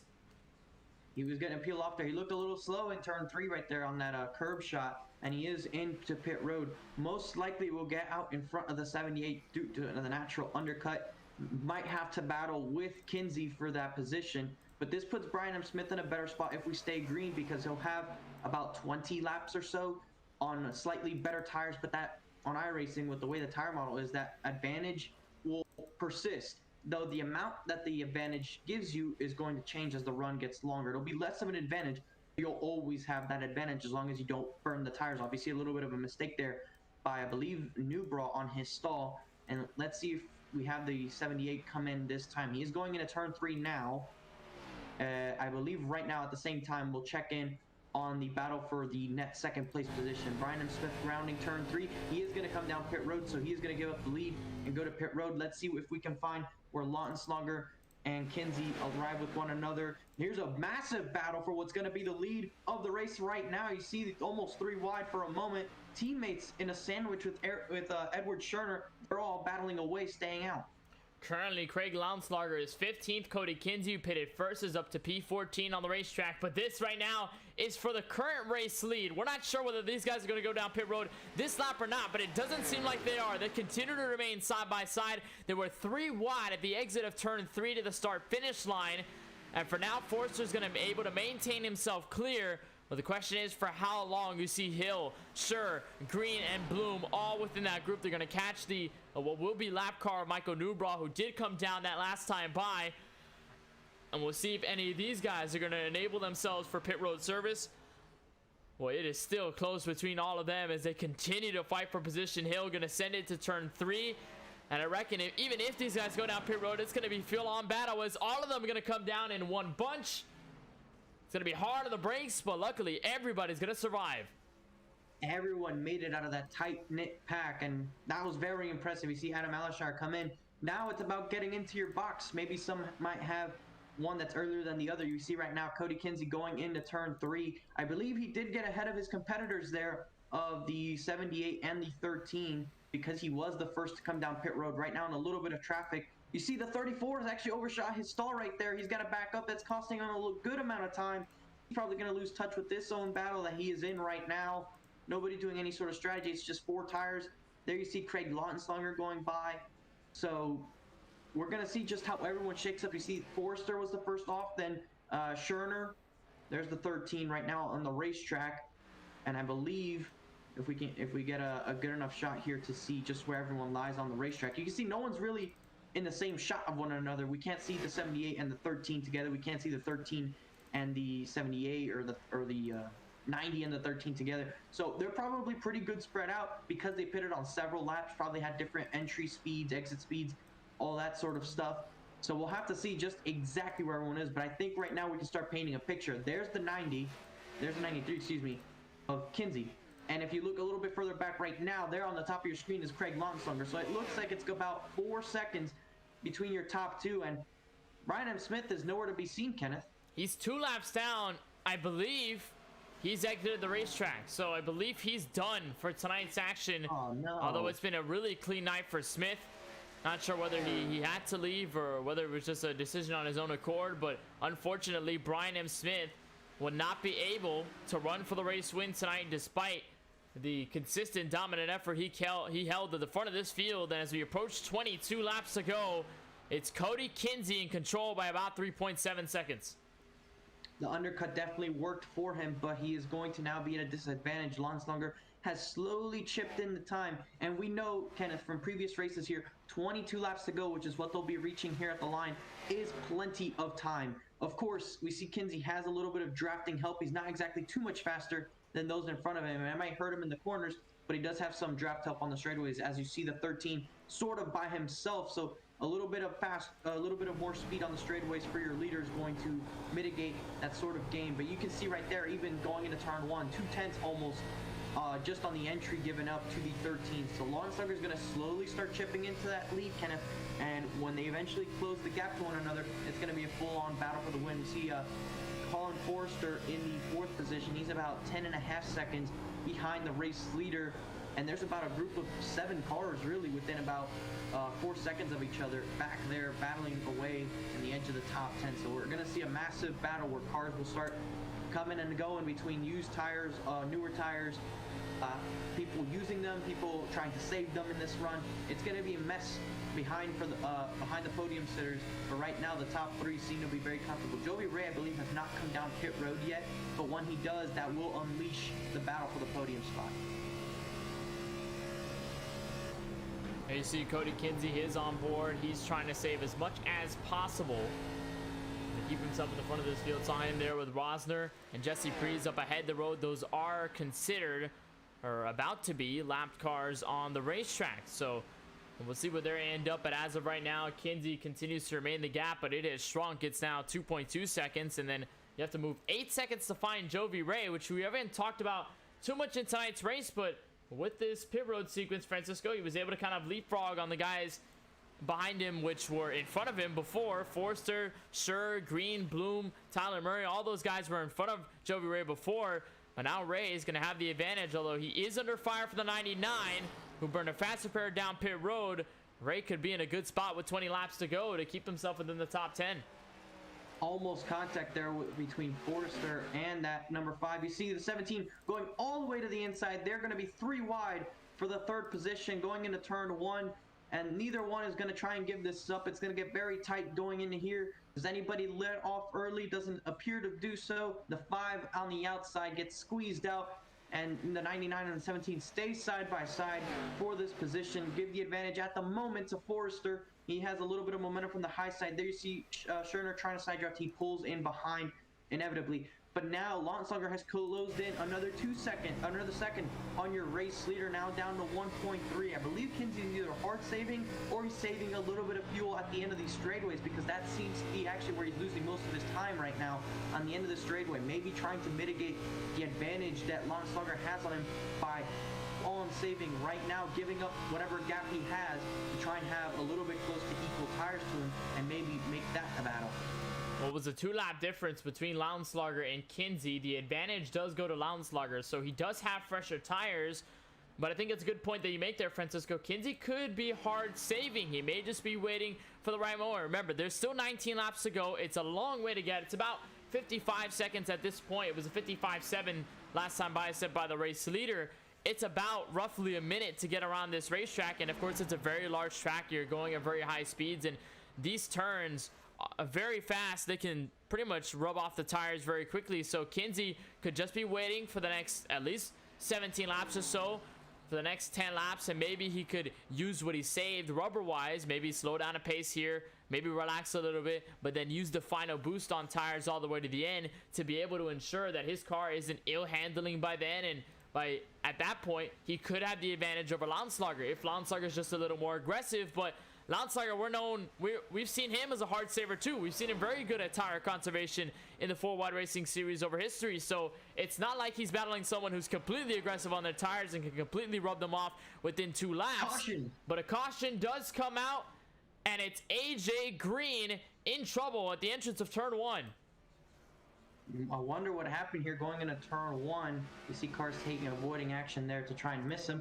A little bit of rear damage to his race car. I wonder if maybe a little bit of contact with another driver while trying to side draft or block resulted in contact with the inside wall. You see also involved was the 17 of Scherner. So we'll try and see exactly what happened there. You see it looks like the 48 gets a run on him. The 17 blocks, he switches, and the 17 tries to block twice, and unfortunately he can't block twice. And there you see Austin Bloom also got a piece of it. Hard hits to the inside wall for these guys. But Kenneth, that seems to be the tale with this package. You can block once, but if you try a second time, you're risking it. Yeah, it was really close. I believe the 48 was just trying to throw the 17 down low so we can swerve up high, but ultimately 17 tried to block. There was not enough space there, and both of them go hard into the inside wall. A big hit as well for the 27 of Austin Bloom. He did not escape this as well. So 2 stock motorsports machines get collected in this early. And then obviously everybody else is able to survive, but go right on board here with the 27. They go right in front. 27 tried to predict, but ultimately got the hit. And I'm curious to see whether the 27 of Bloom does have any sort of engine damage. Not sure whether he does. I believe he may have the faster pair secured for the end of this race. Actually, no, he doesn't. So he already burned his faster pair, so he's going to have that damage. So it's going to be a big question mark as to whether he has RPMs lost on his race car and whether he's going to be able to catch up to the field. But I guess that battle between the 93 and the 13 has simmered down, because now that there's the yellow, it's going to give the opportunity, Francisco, for drivers to come down back pit road, or come back down to pit road with 17 laps to go in an effort to get the 4 fresh Goodyear tires and, of course, get the fuel if they had any concerns. It'll definitely put away any of that strategy with differing tires and different wears of rear weight, because now these guys will come down pit road again. There's a lot of time to be found with these tires, so they're going to peel off. Everybody's coming in, and we'll just see, does anybody pull any interesting strategy? I don't think so. They were on pit road not too long ago, so if somebody does, it wouldn't be a total surprise. So we'll just see what these guys do here as they work their way down the pit road. You see a good advantage there by the 93 over the 13. Pulls into his stall. Nice and smooth in there for him. And as everyone starts pulling into their stall, Kenneth, they're going to be getting their service. And we'll just have to see who has the fastest time. And it looks like maybe somebody did 2 tires a little bit further back. I saw the jack drop, somebody putting the smoke down. And yes, there's someone already heading out. And they are ahead of everybody. And it's Joey Ray. Joey Ray takes 2 tires. Joey Ray with a nice call here. And even then, Kinsey's not able to hold on a second as Landslager and Forster together jump the 93. But it's on a 2-tire call for Joey Ray with 16 laps to go. A risky one, but one that could definitely work. We saw Brian Smith do a little bit earlier and actually hold on with the 2 tires. But it's Cody Kinsey that loses the most track position out of all of it in that exchange, as the 13, the 99, they're going to go by, and Kinsey's going to fall down to 4th. If I'm right, Kenneth, I believe Joey Ray was the last driver to pit there under green, so he has the newest, depending which side he changed. I think he changed the rights. I think he has the newest left side tires of those of anybody on that run before everybody just stopped here right now. So there's barely any wear on those left side tires.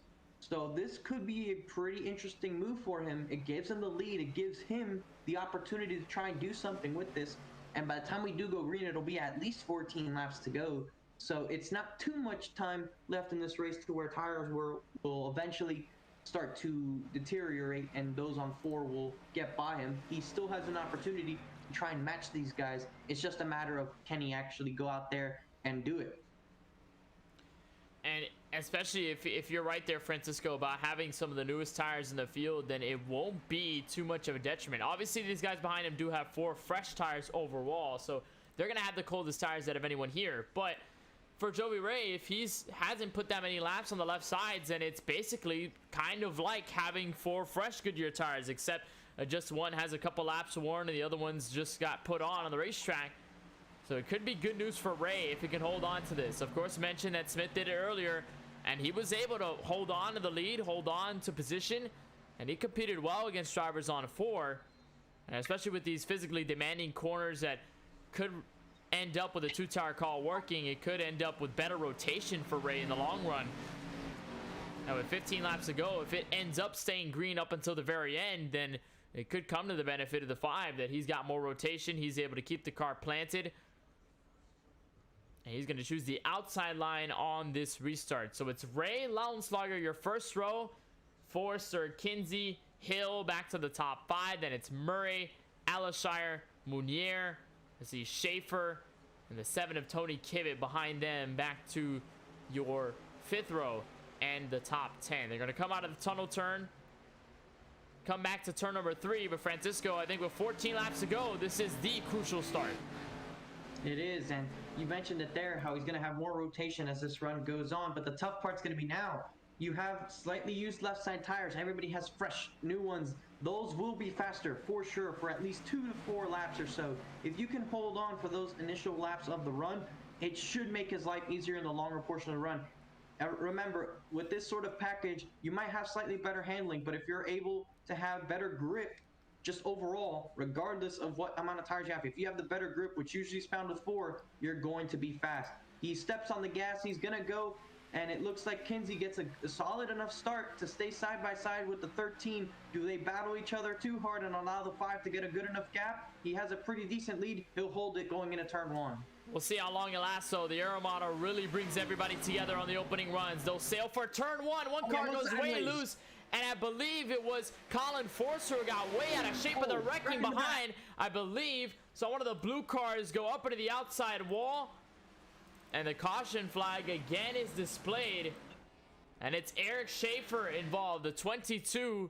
Brandon Banks also getting collected in this as well.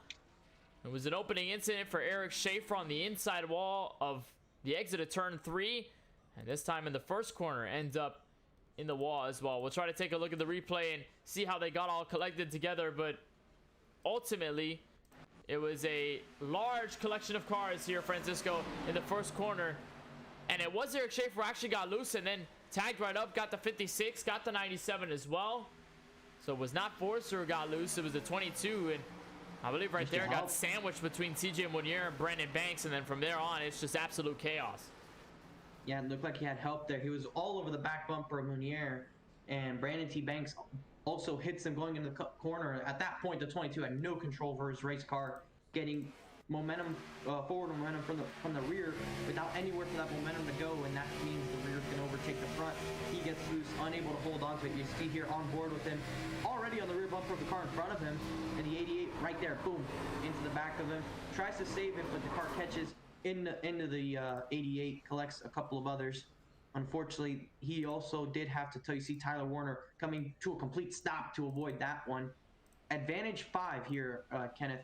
This is going to help his case with his tires, because this is going to equalize it a bit, because all we had was the run down to turn 1 essentially, and coming off of turn 1 just for a split second. So this is really going to help his situation. Firstly, it'll run some laps down. He has less laps under green to have to perform to try and get this win. But secondly, it's going to now create a better situation for his tires. So if this does continue to keep up, it will definitely put him in an even better spot. It was going to be tough for that one, but now that they had a little bit of a warm-up phase before they're going to start cooling down again just a bit, it is going to be a little bit easier for this 5 to try and hang on. So I think for now you can bring out the highlight reel from last night's ARCA race, because we saw this happen a lot of times where fresh tires could ultimately get you so far before the yellows would start to fly, the field would start to stop and go, stop and go, stop and go, and then whatever advantage you had on the tires seemingly dissipates out of nowhere, and then even drivers on the oldest sets of tires can hold on to win the race. And for right now, Ray is in that position to hold on with the 2 fresh tires and be able to keep himself steady with about 12 laps to go. Because if we continue to get the yellows, then it's just going to be dependent on how well Ray can get these restarts. If he can get himself a large gap, or at least a decent gap going into the first corner, or at least throughout the first lap, then he can be kind of in solace, knowing that if a yellow comes out, some drivers get collected in the first, second, or third corner, Ray's going to have the lead. He's going to have not as much used tires because of he's running about a lap and a half, or maybe just half a lap, or maybe even just one corner before it happens, and then he gets to slow down and do it all over again. And then for everybody else, it's going to be more frustrating because they have the fresh tires. They know over a long run they will be better than Ray, but they just don't have enough time to get around him. Yeah, they're just going to run out of time if this keeps up. And usually on a let's talk about a green-white checkered, because that's still in the possibility. It's a ways away, but it can happen. If we get into a green-white checkered, a good enough launch by this 5 means they're only really going to have the final lap to try and make a move, because if he ends up 2 or 3 tenths ahead, they won't have enough momentum through the corners unless some mistake happens out of him to try and get up to his rear bumper by the time they come back around to complete the end of that lap. So it really gives them very minimal chances to go for the win. We're going to go green flag with 10 laps to go in this race. So there's plenty of opportunities and still plenty enough time, but you have to do it now on this restart or sometime in the first half of this final run if you really want to have a significant chance at the win. We see now Ray takes the inside lane. He's going to put himself in front of Colin Forster. That's going to line up Craig Longslugger and the 93 of Cody Kinsey on the outside. We'll see just how this works out for these guys. We see Tyler Murray has found himself in the top 5. We've seen back there in that 5th position, Kenneth. He's had his share of struggles all night, was not confident about tonight, but right now inside the top 5, and he's able to hang on. I'm sure he'll be happy to take home his first top 5 finish of the Cup season. Can you guarantee that if we go to a green-white checker that Ray's going to hold on? Because we've seen last lap passes, I think 3 times in a row for the first 3 races. So why not? Well, we could have it change and at least keep the trend that we saw the first 3 races over, where Colin Forster got the win. And we'll see if anybody can get around Joey Ray, or if Joey Ray can end up behind and end up getting by. It's all going to be dependent on what happens within the next 10 laps or so. So we're coming to green at lap 81 of 90. Where it's coming to pretty much literally 10 laps to go. And we had the incident there with Eric Schaefer in turn 1. And we'll see if we can go green to the end, whether we get pushed to green-white checkered territory. Still a ways away from those decisions just yet, but it's a clean nose for Joey Ray. Has the clean air, gonna come off turn 3. Pace car will come down to pit road. It'll be Ray Lounslogger, your first row, coming to the green flag. Ray's up and away. We're back under green with 10 left. And a good launch for him, and it allows the 99 to get alongside the 13. He has no help, though. That's the outside lane lined up together, nose to tail. That's going to give Longslonger a good amount of momentum going into turn 1. Does he go for a move? Not immediately anyways. He's going to get clear for the 2nd position. Kinsey sure now looking to the inside of Longslonger. Longslonger loose. This is allowing the 5 to build a little bit of a gap, but they are able to get single filed out. Now for 2nd and 3rd, you see Forrester back there. Now side by side behind these guys for that 5th position as Tyler Murray has found himself up to 4th. Forster kind of struggling on the inside lane. He's got the 34 to help, but not enough to really gain that momentum. Kinsey tried to put the pressure on the 13, and now here comes the 8 of Murray. He's going to try and slip in for 3rd, coming to the 3rd corner, and that allows the 13 to kind of clear these guys, clear the pressure, but the 93 gets turned. He's going to be able to save it. Does everybody else manage to keep it straight? And so far, the answer is almost a resounding yes, as everyone keeps it collected. They were 5 wide off of turn 3. How did everyone keep it under control? That was amazing driving. Everybody, Tyler Murray was aggressive going into turn 3, made contact with the 93 machine, And somehow, Kenneth, they managed to save all that, and that definitely is going to take the cake for driving of the day. And look at this, Murray is still challenging for a spot inside the top 5, so he's able to keep his momentum up despite going all the way up to the outside wall. He might try to get by this 99, and he does, so move to 8 into the 4th position. But the real loser there was Cody Kinsey. He's outside in the 13th position right now. The top 2, Kenneth, they're gone. They're far away ahead of Adam Alshire. Yeah, they are running away with this race lead, and especially with that incident, choked everybody up, and now they've got the advantage. So it's all about what the 13 can do. Coming in 8 laps to go. Gap is about 0.3 of a second between the 13 and the 5. You ride on board with Launslugger going back to turn 1. And it's just only the 5 and nothing else. It's clean air onto the front of the field. So far, the 2 tires in accordance with Ray's plan to win this race. And a little bit tight goes the 13 as they continue to spread by about 0.5 seconds. He still gained a 10th in that corner, and it's not about gaining chunk time right now. You just want to make sure you're patient. You don't abuse the tires at this point in the run, because you can still save a little bit and leave it all for that last lap or so, and that'll really give you a big difference. You see a massive battle for this podium spot. Murray to the inside of Alshire. Murray at the start of the night was not confident at all at a chance at the podium, and here he is, continues to battle, and he now slides up in front of the 4 for the 3rd position, and there's going to look like Colin Forster now behind the 4, so teammates will line up. Now Alshire trying to get back to the inside of the 8, and he will do so. Right now, he doesn't have any help. It looks like Forster is going to now move to the inside. He's going to push his teammate, try and see if he can get him clear. But now we'll take him 3 wide going into turn 1. 99 of Forster sends it 3 into the first corner. And how about that? Forster is able to get the best of the 8, but not enough to get clear of the 4. So he may have help from Murray. Murray's going to stick along with Alshire, fill that space up as they go side by side through the tunnel turn. And this is going to hurt the 99 because he's going to have to go double wide here. You see aggressive on the inside. He's going to lose the nose right here. They're going to stay side by side off the corner. Advantage now to these guys behind them. You can see everyone's getting a run behind these guys, and they're losing so much time to the leaders, but they're in a huge battle of their own. Unless a yellow comes out, these guys are not battling for the win right now, but you never know. Maybe the top 2 get together, so these guys want to place themselves in a good enough spot. You see a lot of movement there between Curtis Kelly and Tyler Murray. These teammates have put themselves 2nd and 3rd. Kelly now to the outside of Tyler Murray, and here comes Christopher Bishop now trying to find himself in this battle. How many times have we mentioned Kelly, Bishop, or Kivitt's name throughout this entire race? They've been kind of stealthy throughout this entire event, haven't been yet in the top 5, but this right here with 6 laps to go is that prime opportunity. A big crash behind. That's Kinsey spinning across the long pond straightaway, and of course, easily caution will wave. And after leading the race for a while, being up front, getting sent to the rear in that almost large incident off turn 3, it's Kinsey that goes careening across the long pond straightaway. This is going to be interesting, Kenneth. With this caution, we've ran about 10 laps or so on these tires. Does anybody decide to come down pit road? 10 laps is significant here. It's not exactly 10 laps at a short track or even at a 1.5 miles. 10 laps here is a pretty good amount of mileage. Let's see what happened. Looks like a little bit of net code. They weren't really going towards each other. It looks like they were trying to exit pretty normal, pretty relatively on a straight line, and net code brought them together. You see no real movement up or down between either driver. Just unfortunate that iRacing registered contact between them, and that's what sent the 93 around there off of turn number 1.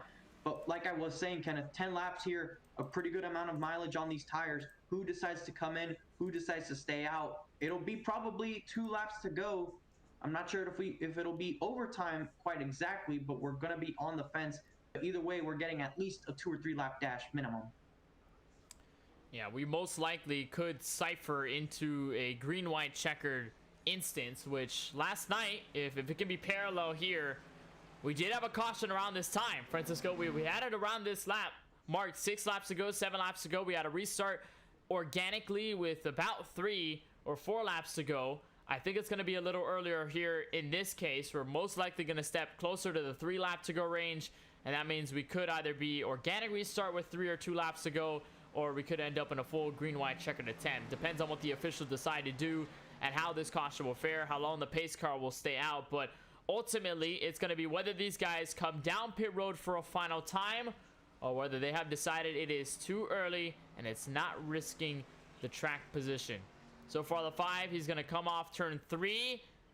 And interestingly enough, a lot of drivers will fake for pit road, but many not taking. CJ Munier, Tyler Warner will be the first 2 to come down pit road. But we did not expect the leaders to kind of stay out as confidently as they did. And they're going to decide to stay out, not going to risk the track position moving forward. That's a shame. A serious amount could have come down pit road there and really put pressure on these leaders to make a move. If you were further back in the 5th or 6th position, I would have came in to try and use tires. And if somebody further up would have, that definitely would have triggered those behind them to do so. Tires mean a lot here, and if you get more in numbers, that only helps your strategy even more. You could have really put the pressure on these guys. 10 laps, again, significant, but now we'll have to see what they can do back there for a top 10 position, because they just simply won't have enough time to get up and challenge these guys for the race win. Unless we get a rash of yellows and they gain chunk spots in turns 1 and 2 before a caution were to happen to come out and we reset it again, then it's going to be a struggle for them to get past maybe 7th, 6th or 7th or so. So it's going to be interesting in the further back side of the field. But now we get to see another restart, another attempt by this 5 of Jovi Ray to try and get a good launch and try to outlast the likes of Craig Lonslonger, Colin Forster, Adam Alshire, Curtis Kelly, the likes of Stonks Motorsports. They've won every race this season, Kenneth. It hasn't exactly been, or excuse me, they won every race but one. It was Bristol, first time they did not get a race win this season. They probably would like to try and keep it all but one for now. And if they're able to do so, it's most likely going to look like it's between Colin Forster, Adam Alshire, and Curtis Kelly. They are the 3 highest for that team right now, and they're in the top 5. And so far, that's their only shot. Remember, we've seen Forster come out of nowhere to win races. He's done it 3 times in a row. Alshire, winner at Indianapolis in stunning fashion as well.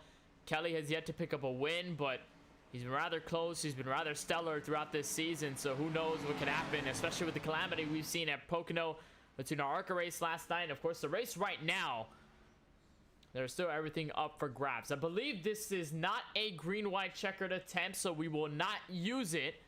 We will have 3 attempts, so we'll go into detail if we get another yellow, but pretty much it will be green-white checkered fashion. We'll come back to green with 2 laps to go. It'll be Jovi Ray in the lead. We'll try to aim for the white flag and the checkered. If, of course, we get a yellow flag before we reach the white, then we'll double them up and do it, I think, the first time for the green-white checkered, and then we'll do it 2 more times after if we're not able to finish the race. If we do get to the white flag, then whoever comes across the line first will win this event for the 4 Wide Racing Cup Series at the Pocono Raceway. It's been a wild one so far. We've seen a wild one at the ARCA Series last night, so it could be the exact opposite, or it could be the exact parallel. We saw last lap pass from pit road by the 34 of Lance Hill. Hill's kind of mired back in row number 5 with Austin Bloom, so a lot of work to do for the Ford Mustang, but it's Jovi Ray on the oldest side of tires in this field compared to everybody else's fresh 4. It's Ray, Lounslager your first row, Forster, Alshire to your second, Kelly and Murray back to the top 6. Then it's Bishop, Kivett, and of course, as mentioned, Austin Bloom and the 34 of Lance Hill behind them. Pace car will come back to turn 3, and the 5 Nations Guard Chevrolet looking to follow in Kyle Larson's footsteps and take a dominant race victory and hopefully be able to grab the checkered flag at the end of tonight's 90-lapper, still scheduled for the end of this race. Pace car will make the sharp left down to the long pit road on the straightaway, and the 5 of Jovi Ray will have control of the restart with 2 laps to go. Good launch. He's able to get in front of the 13, but he's not significantly far up front. Will Craig Lonslonger try to make a move going into turn 1? He has Alshire to help. To the rear bumper of the 5. They're all single file. No moves into 1. Here comes Alshire to the inside of Lonslonger. Alshire with a large send into turn 1. He's going to drift the 13 up the racetrack, and all of a sudden, Stock Motorsports has a driver in P2 ready to attack for the race lead as they reach for the tunnel turn. They're wrecking behind 42 into the outside wall. I believe we're going to keep ourselves collected, but not anymore. 56 to the outside wall. Caution will wave. It took a while for that yellow to come out, and that allowed a lot of shuffling going on between these further positions back here. And that's also part of the reason why maybe some people stayed out. Maybe they feared a wreck like this happening on the restart and they didn't want to be involved. But you saw there, crucial, Adam Allenshire moved his way into the second spot past Craig Launslager. That's going to put him in a different situation for the next restart we get here. Our first attempt at overtime, Kenneth, and we're already going to see different lineup changes. It looks as though Bishop started to drift up the racetrack. Wasn't sure that they were going to get taken 3 wide there. I believe that's the 93 Kinsey, who was side by side with Blue. He just drifts up slightly and makes contact. And you see Michael Newbro actually hits the inside wall, and that's what causes him to go back up the racetrack. So we probably could have stayed green there had he not hit the wall. It looks like he hit it trying to avoid. Oh, he barely hit the end of that wall. I'm not sure why the 56 went down that low. I believe he was predicting at least that the drivers that were wrecking on the wall would come back further down the racetrack, but he hits that little edge, that little kink on the wall before it gets to further distance to the inside barrier, and then the 56 comes careening back up the track, hits the 27 of Bloom again. It's insult to injury for Bloom that time around, and the caution gets waived. But you said it there, Francisco. This is going to be our technically first attempt at a green-white checkered, so same deal as I mentioned a little bit earlier. We'll restart with 2 laps to go. We'll try to reach for the white flag. If not, we'll double them up and do it again. We have 3 opportunities at it. If we do not get to a winner after the 3rd attempt, then the field will be frozen. It'll be under the yellow flag, and whoever's in the front of the field will win the race. So if Jovi Ray stays up front, we burn all 3 green-white checkered attempts, and he will win the race, and he will capture his first ever 4-wide racing victory. It's going to be interesting. Doesn't look like anyone's going to come down pit road this time. I think if you were going to come down, it was going to be that last time. I think 1 or 2 may have peeled down there. It looks like Curtis Kelly and a couple others further back. But I think if you were going to come down pit road, Kenneth, it was going to be on the previous caution before this. And I know you have access to this.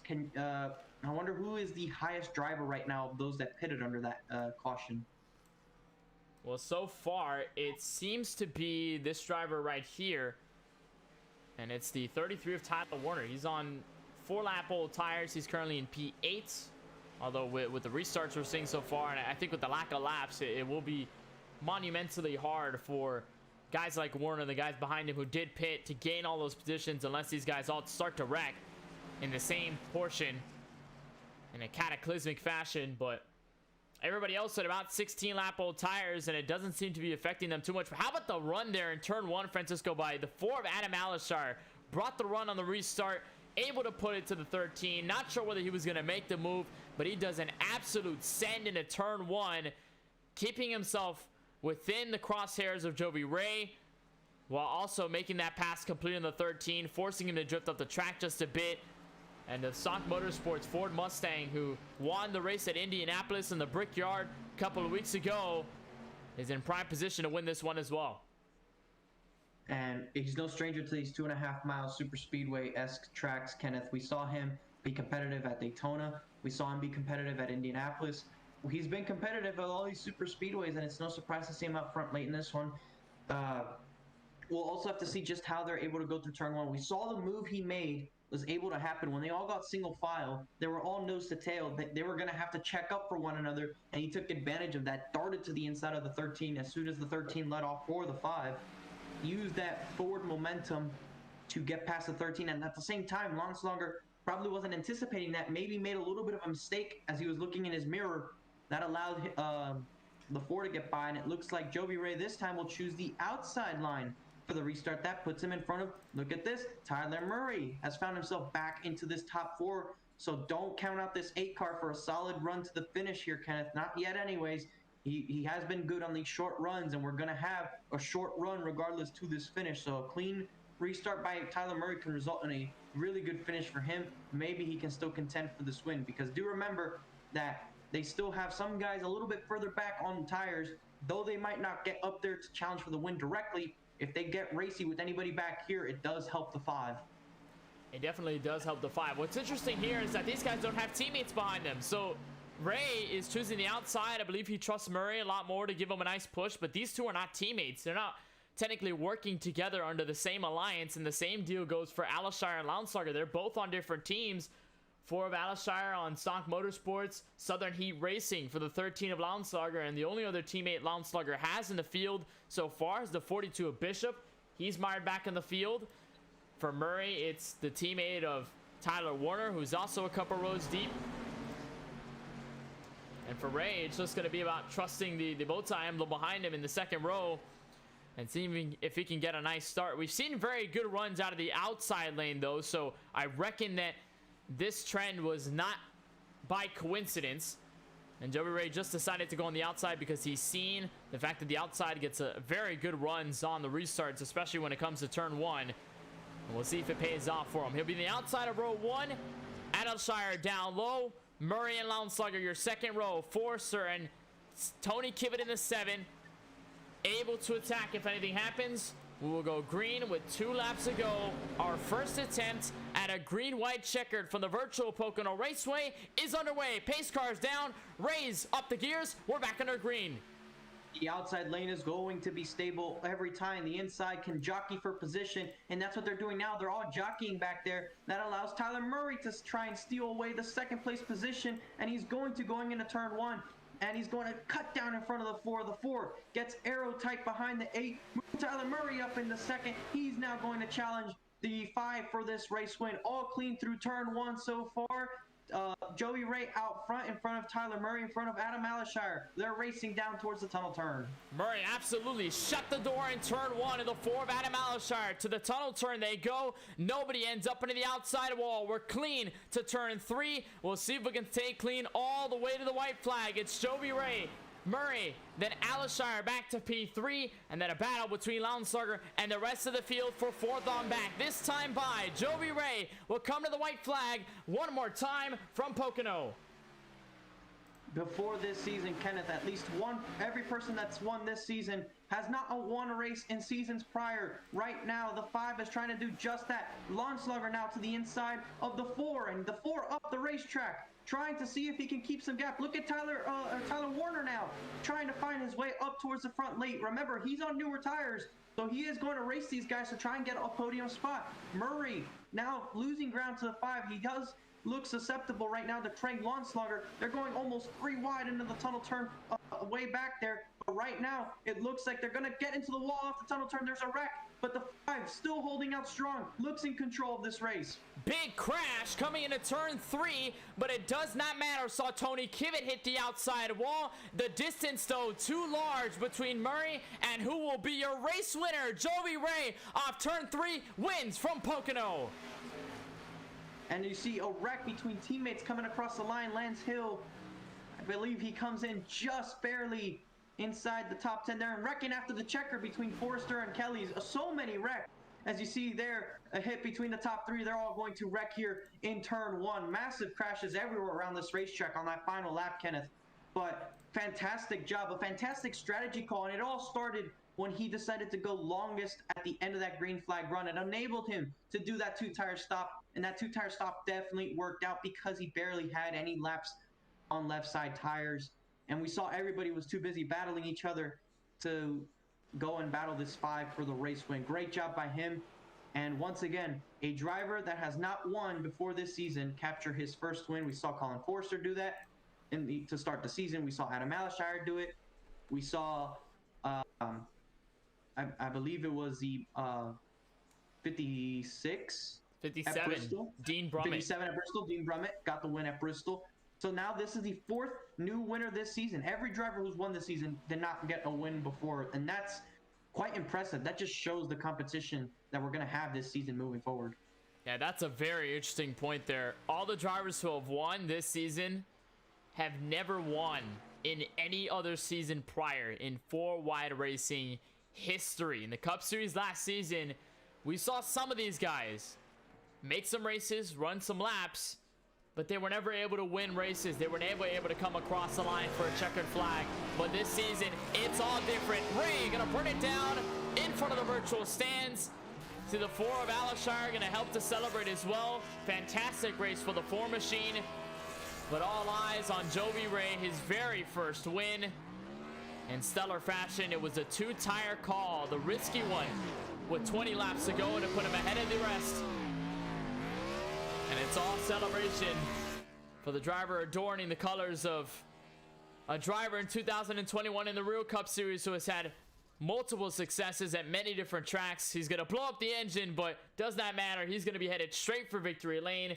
Jovi Ray, your winner here tonight from Pocono. We'll take a look at your full field race results. Of course, Ray, your winner. What a move by Tyler Murray to slip up to second, shut the door in the final laps, and able to hold on, put his Chevrolet Camaro in the right spot, 3/10 behind your race winner. Craig Launslager, again, solid top three, walked away with the top three in the ARCA race last night, claimed that he was very afraid of Pocono, not very confident in his abilities at this track, but able to prove everybody wrong, ends up in P3. Adam Alishire, what a solid run by him, able to finish in P4. Colin Forster will finish in the top 5. Cody Kinsey rebounds for P6 with Curtis Kelly, C. June Minier, Lance Hill, and Christopher Bishop all the way through the top 10.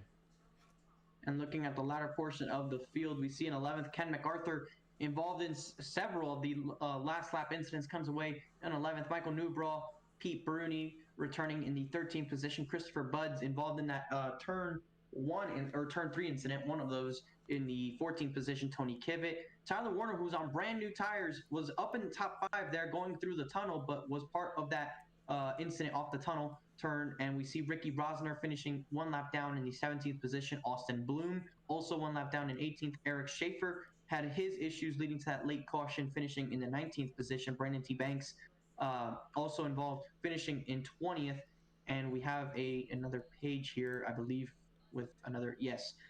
Michael Woolley will finish 21st, 17 down, followed by AJ Green, Edward Scherner, Jesse Prees, Brian M. Smith, who was definitely one of the fastest cars here today, Kenneth. I'm not sure exactly if he meant to disconnect or what was going on there, but he definitely was strong and did not finish this race, and he will end up in 25th. Chuck Munier, Brian Wright, Bradley Jacob Dunson, Brandon Gillis, and Nicholas Vizuzzi, who missed the start, and Ant Wright will finish in the 31st position, as we have over 30 cars for the first time this season. But once again, congratulations to the race winner, Kenneth, and can't wait to hear what he has to say.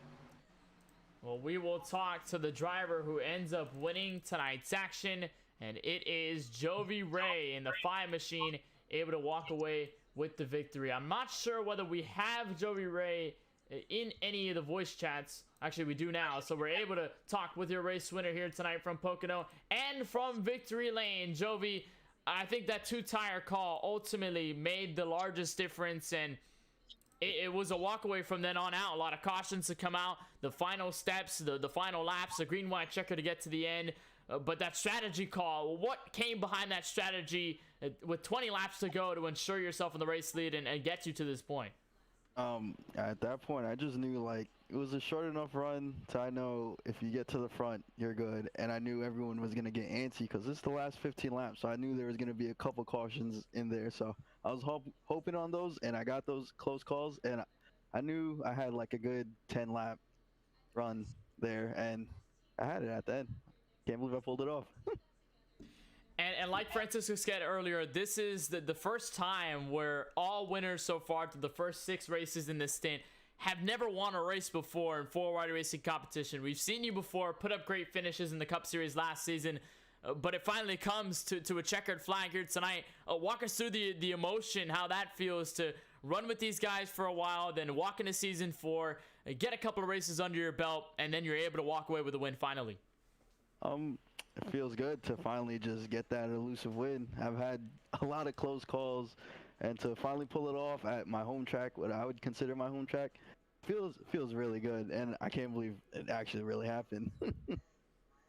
I think we could say that the Kyle Larson colors certainly helped. The skill was there, the strategy was there, and maybe a little bit of luck with the Nation's Guard colors with Kyle Larson able to walk away with the victory. Jovi, before we let you go, I know there's a lot of people that you got to thank for making all of this possible. So are there any teams, sponsors, or just anyone else you just like to give the love and shout outs to for tonight's effort and most importantly, tonight's victory? Shout out to my boys at Royal Motorsports.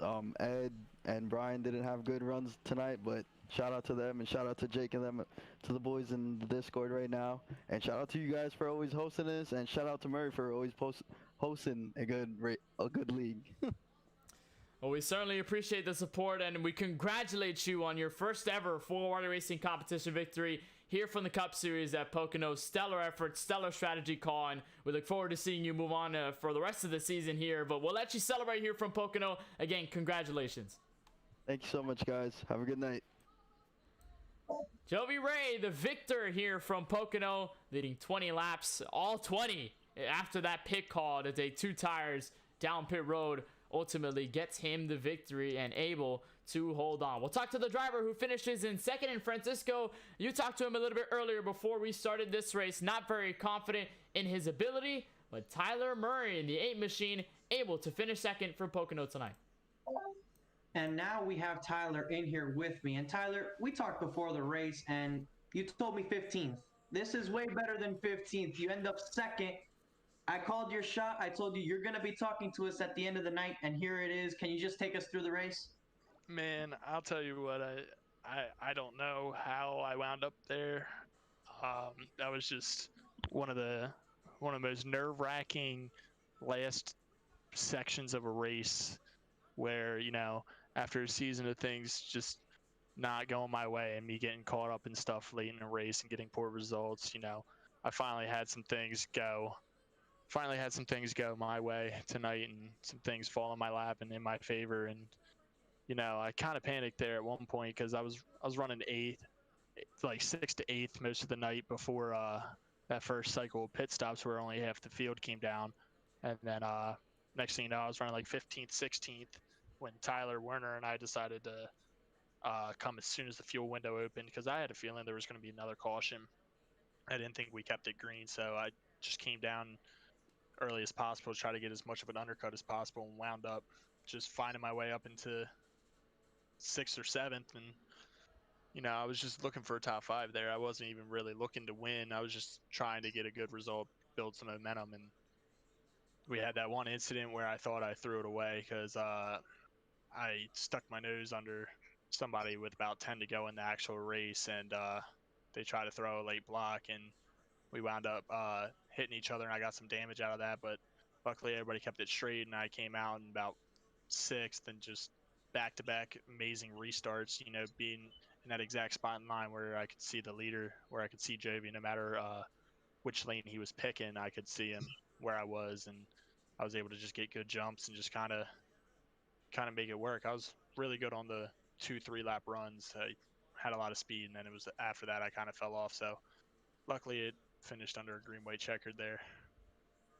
Yeah, we also saw you mentioned that incident there in turn 3 with you and Cody Kinsey.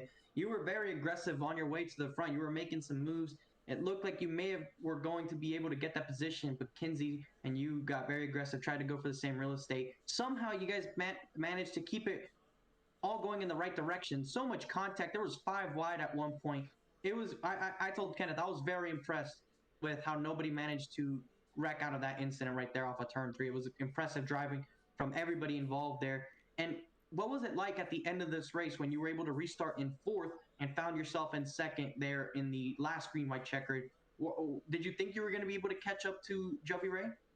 I knew the whole time with the damage and just how quick Jovi had been all night that I probably didn't have a shot at really running him down. You know, my main goal was just try to get out there and try to get singled out and not have somebody racing next to me to where it would slow me down. And luckily, Craig was battling pretty hard with Adam there on that last green white checkered, and that allowed me to get a little bit of a gap. And then once Craig cleared him, the white flag was already out, and he got to my bumper, but I never really opened up a lane for him to run. That was probably the hardest lap that I ran all race. Was I just had it in my mind that, you know, if I wreck it, I wreck it, but I'm gonna try to hold on to the 2nd place and get what I can out of it. And luckily, he never really had a run. And, you know, I think if I didn't have that aero damage, I might have been able to get to Jovi's bumper, but he was just so quick and knew how to run that track a lot better than the rest of us out there tonight. And he was just able to create a gap and run away with it. I think I could have gotten there, but I would have had to turn him to win, and I don't race like that. I would have just finished 2nd anyway, so. Yeah, we saw a lot of things came together at finally for you to be able to get this 2nd place, whether it's something you did different, whether it's some superstition, whether it's some luck, or even shot calling. But you did get 2nd place. it's your best finish of the season, and a lot of things went into it.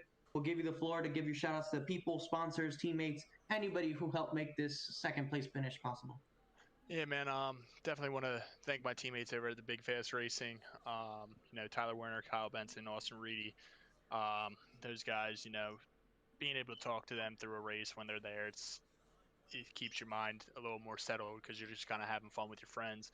Also want to give a shout out to our drivers over in our SRN Sunday League that we run with me and Austin as the team leaders there with both the Smith boys, Brian and Jacob, helping us run it. Craig's on that team, so we have a relationship there. John Honeycutt, Austin Kyle, and then Scott Healy. But yeah, really, I want to thank everybody who comes out here every single week and puts on a good show and has, not as clean racing as we've seen before, but I feel like we're getting used to each other now and it's starting to clean up and we're getting some real long runs here. So, I just want to thank everybody who takes the time out of their Tuesdays and Wednesday nights to come out and run in our league. And more importantly, you guys staying up here until crack of dawn almost. Kenneth or Francisco, I knew you wanted to make it till midnight, but I'm gonna wish you a happy early birthday here, buddy. Yeah, I called your shot earlier in the night, so I'll post you a PO box to send over any gift for helping make this second place finish rate possible. All right, sounds good, man. Just send it to my DM. I'll send you something. All right, Tyler. We appreciate you taking the time.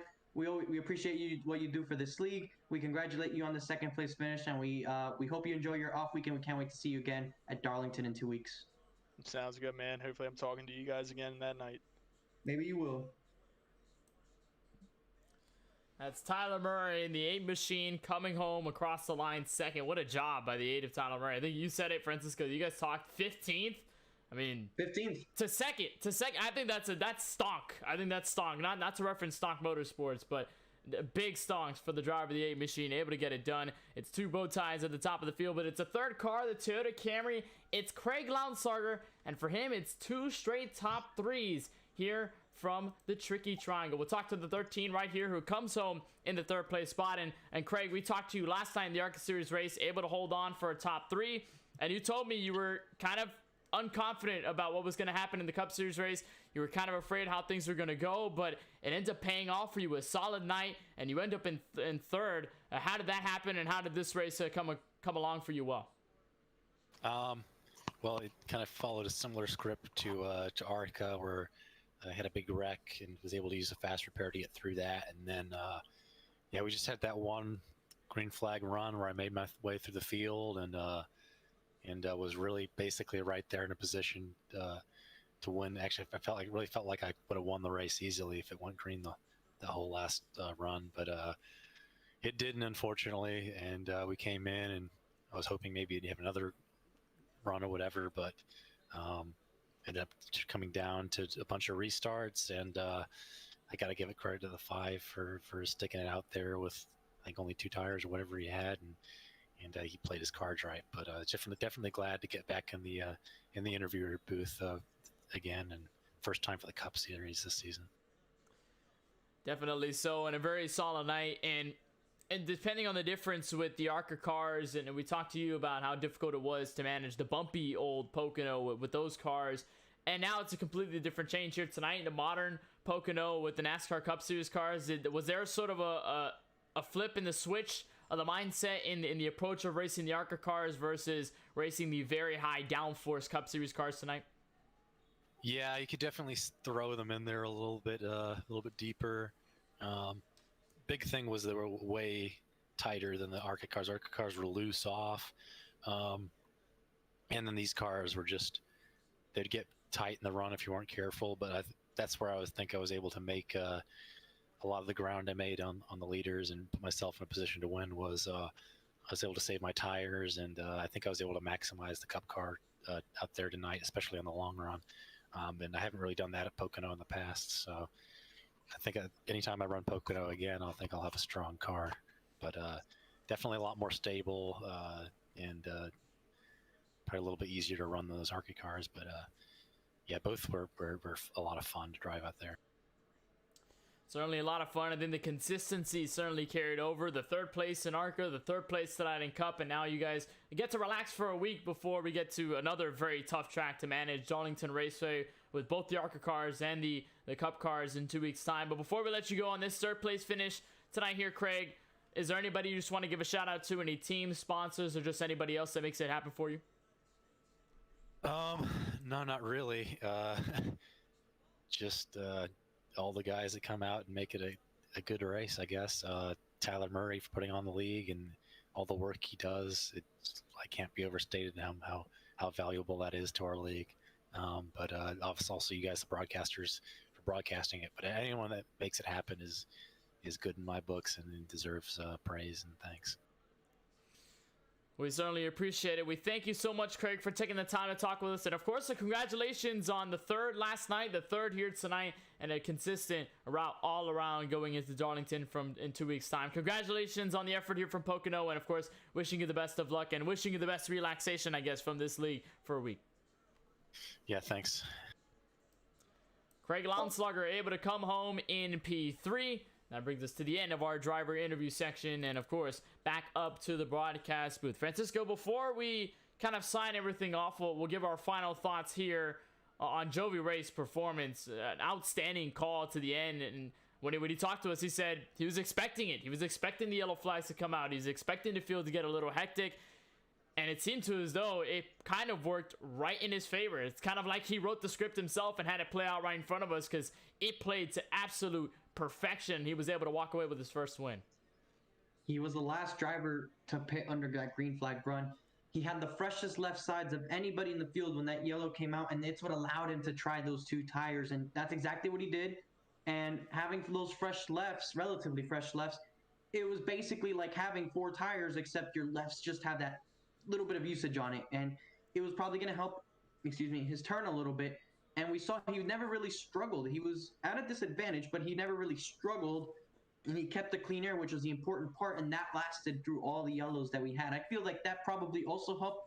It would have been interesting to see what would have happened if we saw that 10-lap run to the finish under green. Could have been very interesting to see if anybody could have challenged him with a little bit of tire saving or just anything in that sort of sense. We've seen great runs throughout the field. Like we just mentioned, Tyler Murray expected a 15th place finish here tonight, ends up second. We see Craig Launslugger consistent once again, gets 2/3 back-to-back at this weekend in both Pocono races. Very interesting strategies, all on top of the field, kind of just great stuff. And also, I do want to mention that Brian M. Smith, on that pit stop under the green flag, actually sped on pit road and decided to Alt F4 and left the race as soon as that happened. So that's why we did not see the 78 back out on the racetrack once again. And after today, Kenneth, we do have an off week. We're going to have a break next week, and we will return to Darlington just after the actual NASCAR Cup Series goes to Darlington, just after Labor Day weekend. And I can think of one way we're going to start off our break in the next 24 hours.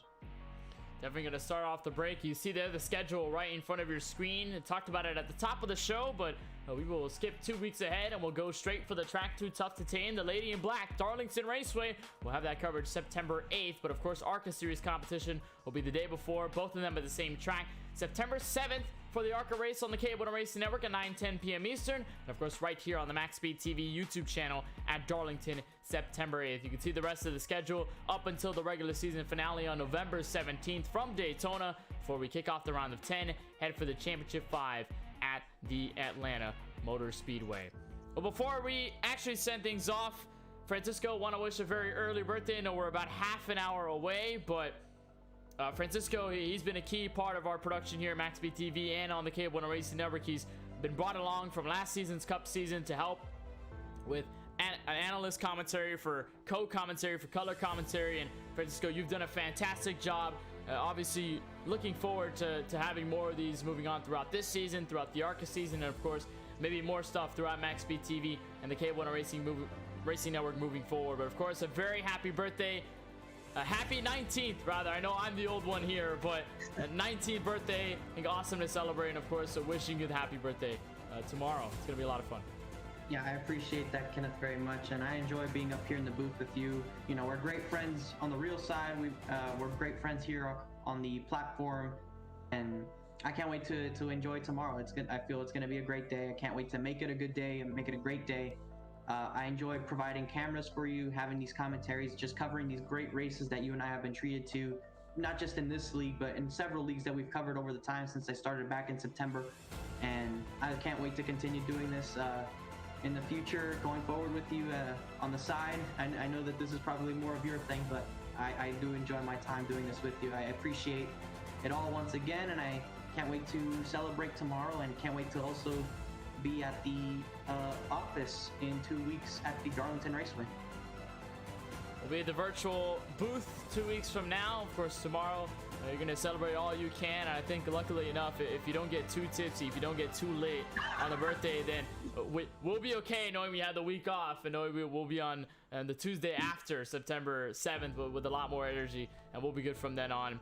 But nonetheless, that closes our broadcast of the 6th race in the 4Wide Racing Cup Series season from the virtual Pocono Raceway. I want to give a big congratulations to Jovi Ray in the 5 for taking away his first ever 4Wide Racing Cup Series victory after the 2-tire call in the final 20 laps. I want to thank everybody at the 4Wide Racing League for making this all possible, for league owner Tyler Murray and race council letting these races happen each and every week, and from all of us at MaxSpeedTV, for my colleague in the booth, Francisco Bacalhau, my name is Kenneth Bueno, saying so long and good night from the Tricky Triangle. We'll see you in 2 weeks' time from the track Too Tough to Tame.